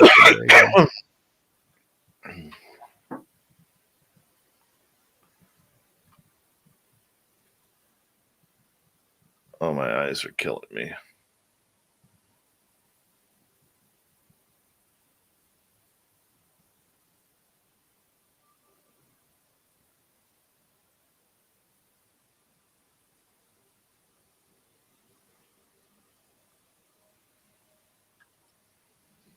A lot of the rules that countries have to deal with are relaxed for international travelers.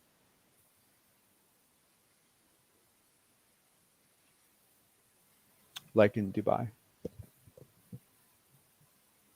In general, yeah, you don't want, two of the opposite sex, no, not going to do that sort of thing. But weird things evolve. Like one of the cute things, I don't know if it was still happening, but one of the cute things that was happening a while ago was in like malls and stuff. Like if you wanted to if you wanted to like court a girl sort of thing, you'd basically like drop like a business card on the floor, and then like the girl would like walk by like a couple minutes later and pick it up, and that was basically like how they would like indicate to each other that there was interest. It was kind of cute.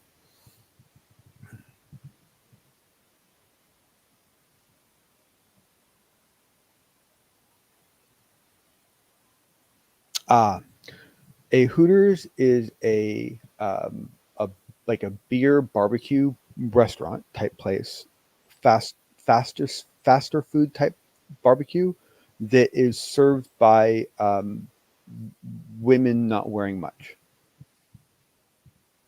That's basically Hooters.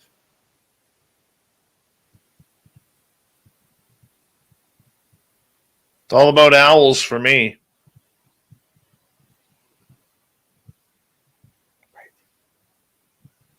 All about owls.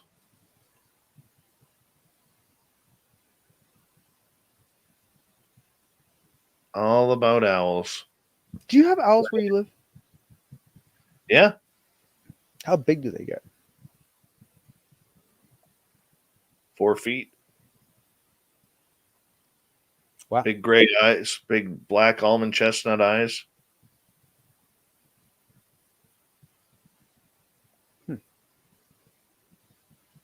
Teasing. Those are grays. Alien grays. Oh. No, we have owls around here. How big do they really get? A couple feet. Big wingspan though, right? Yeah. You ever like see them? Mm-hmm. That's cool. The weirdest bird I ever saw up here was a sand crane. Sand crane. They're like 6 feet tall. Make a wrong turn at Albuquerque? I'd never seen them before. Wrong turn at Albuquerque? How I'm assuming that's not as natural. Is that natural? Do they normally go up there? Yeah, I've seen 3 of them. Oh wow. Okay then. You know what's really cool? In about a month and a half from now, when the lakes are not frozen anymore, maybe May, late April, May, the pelicans will be here.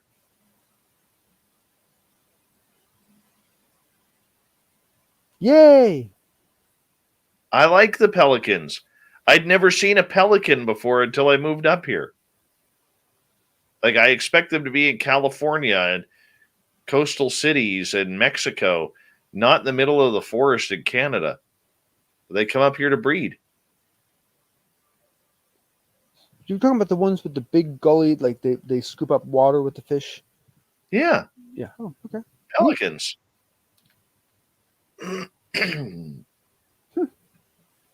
Every day I get to see bald eagles.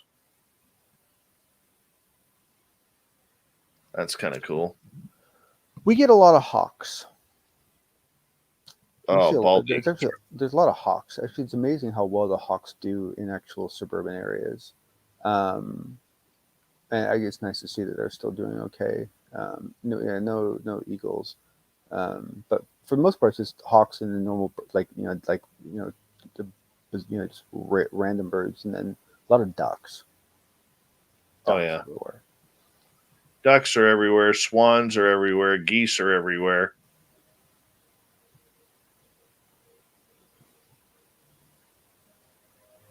Actually, there's an apartment complex near me that has like a little like river running through it, and all the bottom floor apartments have decks on the water, and a whole I don't know what you call like a gang of ducks, but like a giant duck population lives there, and the apartment is called Decks and Ducks.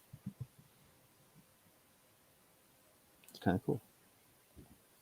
What else do we got here? You basically hang out on your porch in the evening and feed ducks, and we got some cool looking birds up here. We don't, you know what? It's funny because until I traveled to Pennsylvania for the first time, I'd never seen real blue jays. I'd never seen cardinals or orioles or any of the baseball birds. Did you hear the blue jay? Yeah. We have Steller's jays here, and we have this gray colored jay.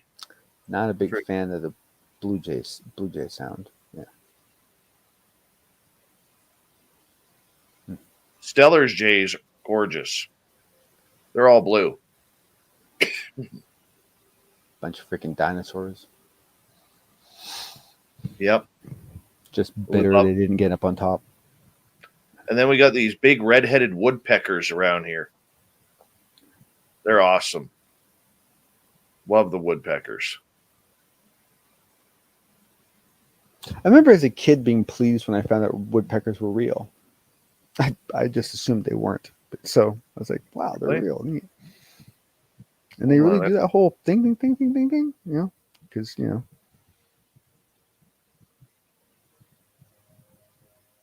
Caribou bird checklist.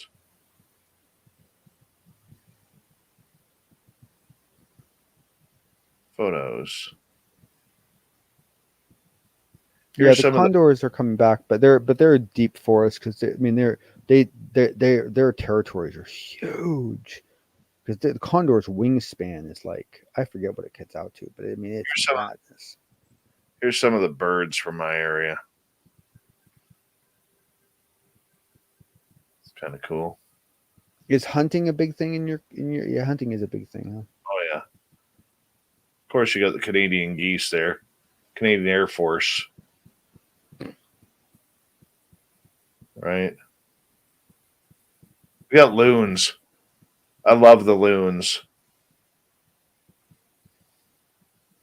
The loons are gorgeous.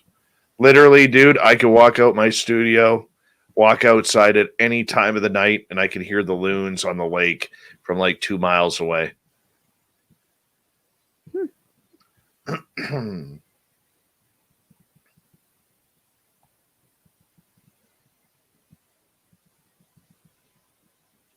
Let's see here. What else we got up here in the boo?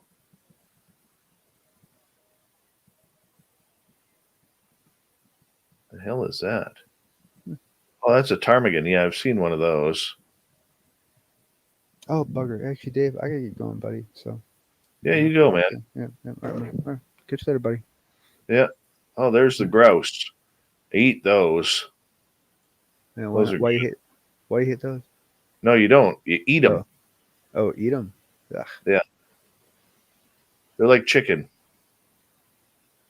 Hmm. All right. See you, Johnny. Right, take it easy, buddy. And Thanks, dude, bud. once again, man, congratulations, dude. I can't imagine, you know, how nice it must be to actually see some real movement from a tremendous amount of effort. It's awesome, dude. So congratulations.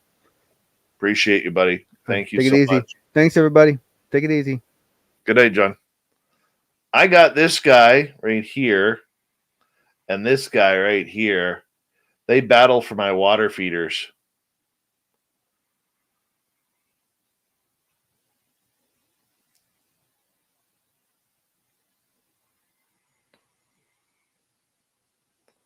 Yeah, they're kind of cool. These guys are cool. The American avocets, or great blue heron, pardon me. There's the pelicans here. See? Told you we had pelicans up here.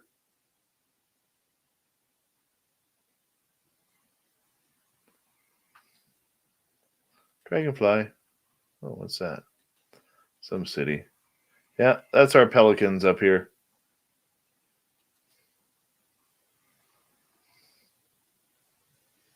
See if I can find a picture of the cranes. That's what I want to see.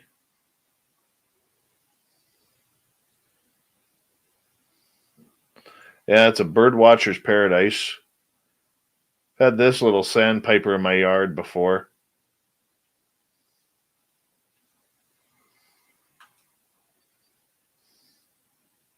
Oh, we can check the watering hole. Hold on. Probably a good time to do it. Hey, right there, see? Number 1. Oh, Third-party convection disrupted chat. Oh, man. Guess it's out right now. Well, let's see what else is happening. Let's check this camera. We got the African towel here. It's nighttime. The hell? Something over there. A couple of birds. Oh, no, that's not birds. These look like ostriches. Is that what those are? I don't know. So go like this.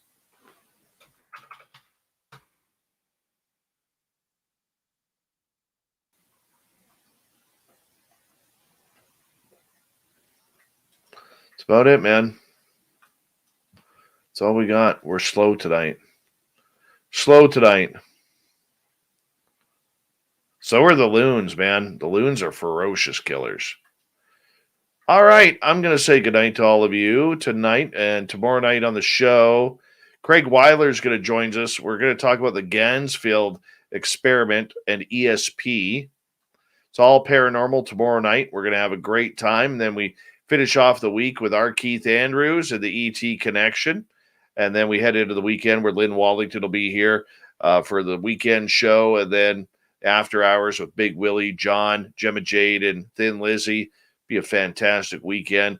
I will be seeing you tomorrow night. Thank you tonight to Smithy, Donna, Allison, Gary, Todd, Ed, Thomas, Obi, Abe, Jeffrey, Lori, Snakes, Patrick, and Dan for the amazing super chats tonight. Very much appreciate the love. And Kevin, you can make it. Come to Vegas with us. Come to Vegas with us, Kev. Come to Vegas. We'll see you all tomorrow night, everyone. And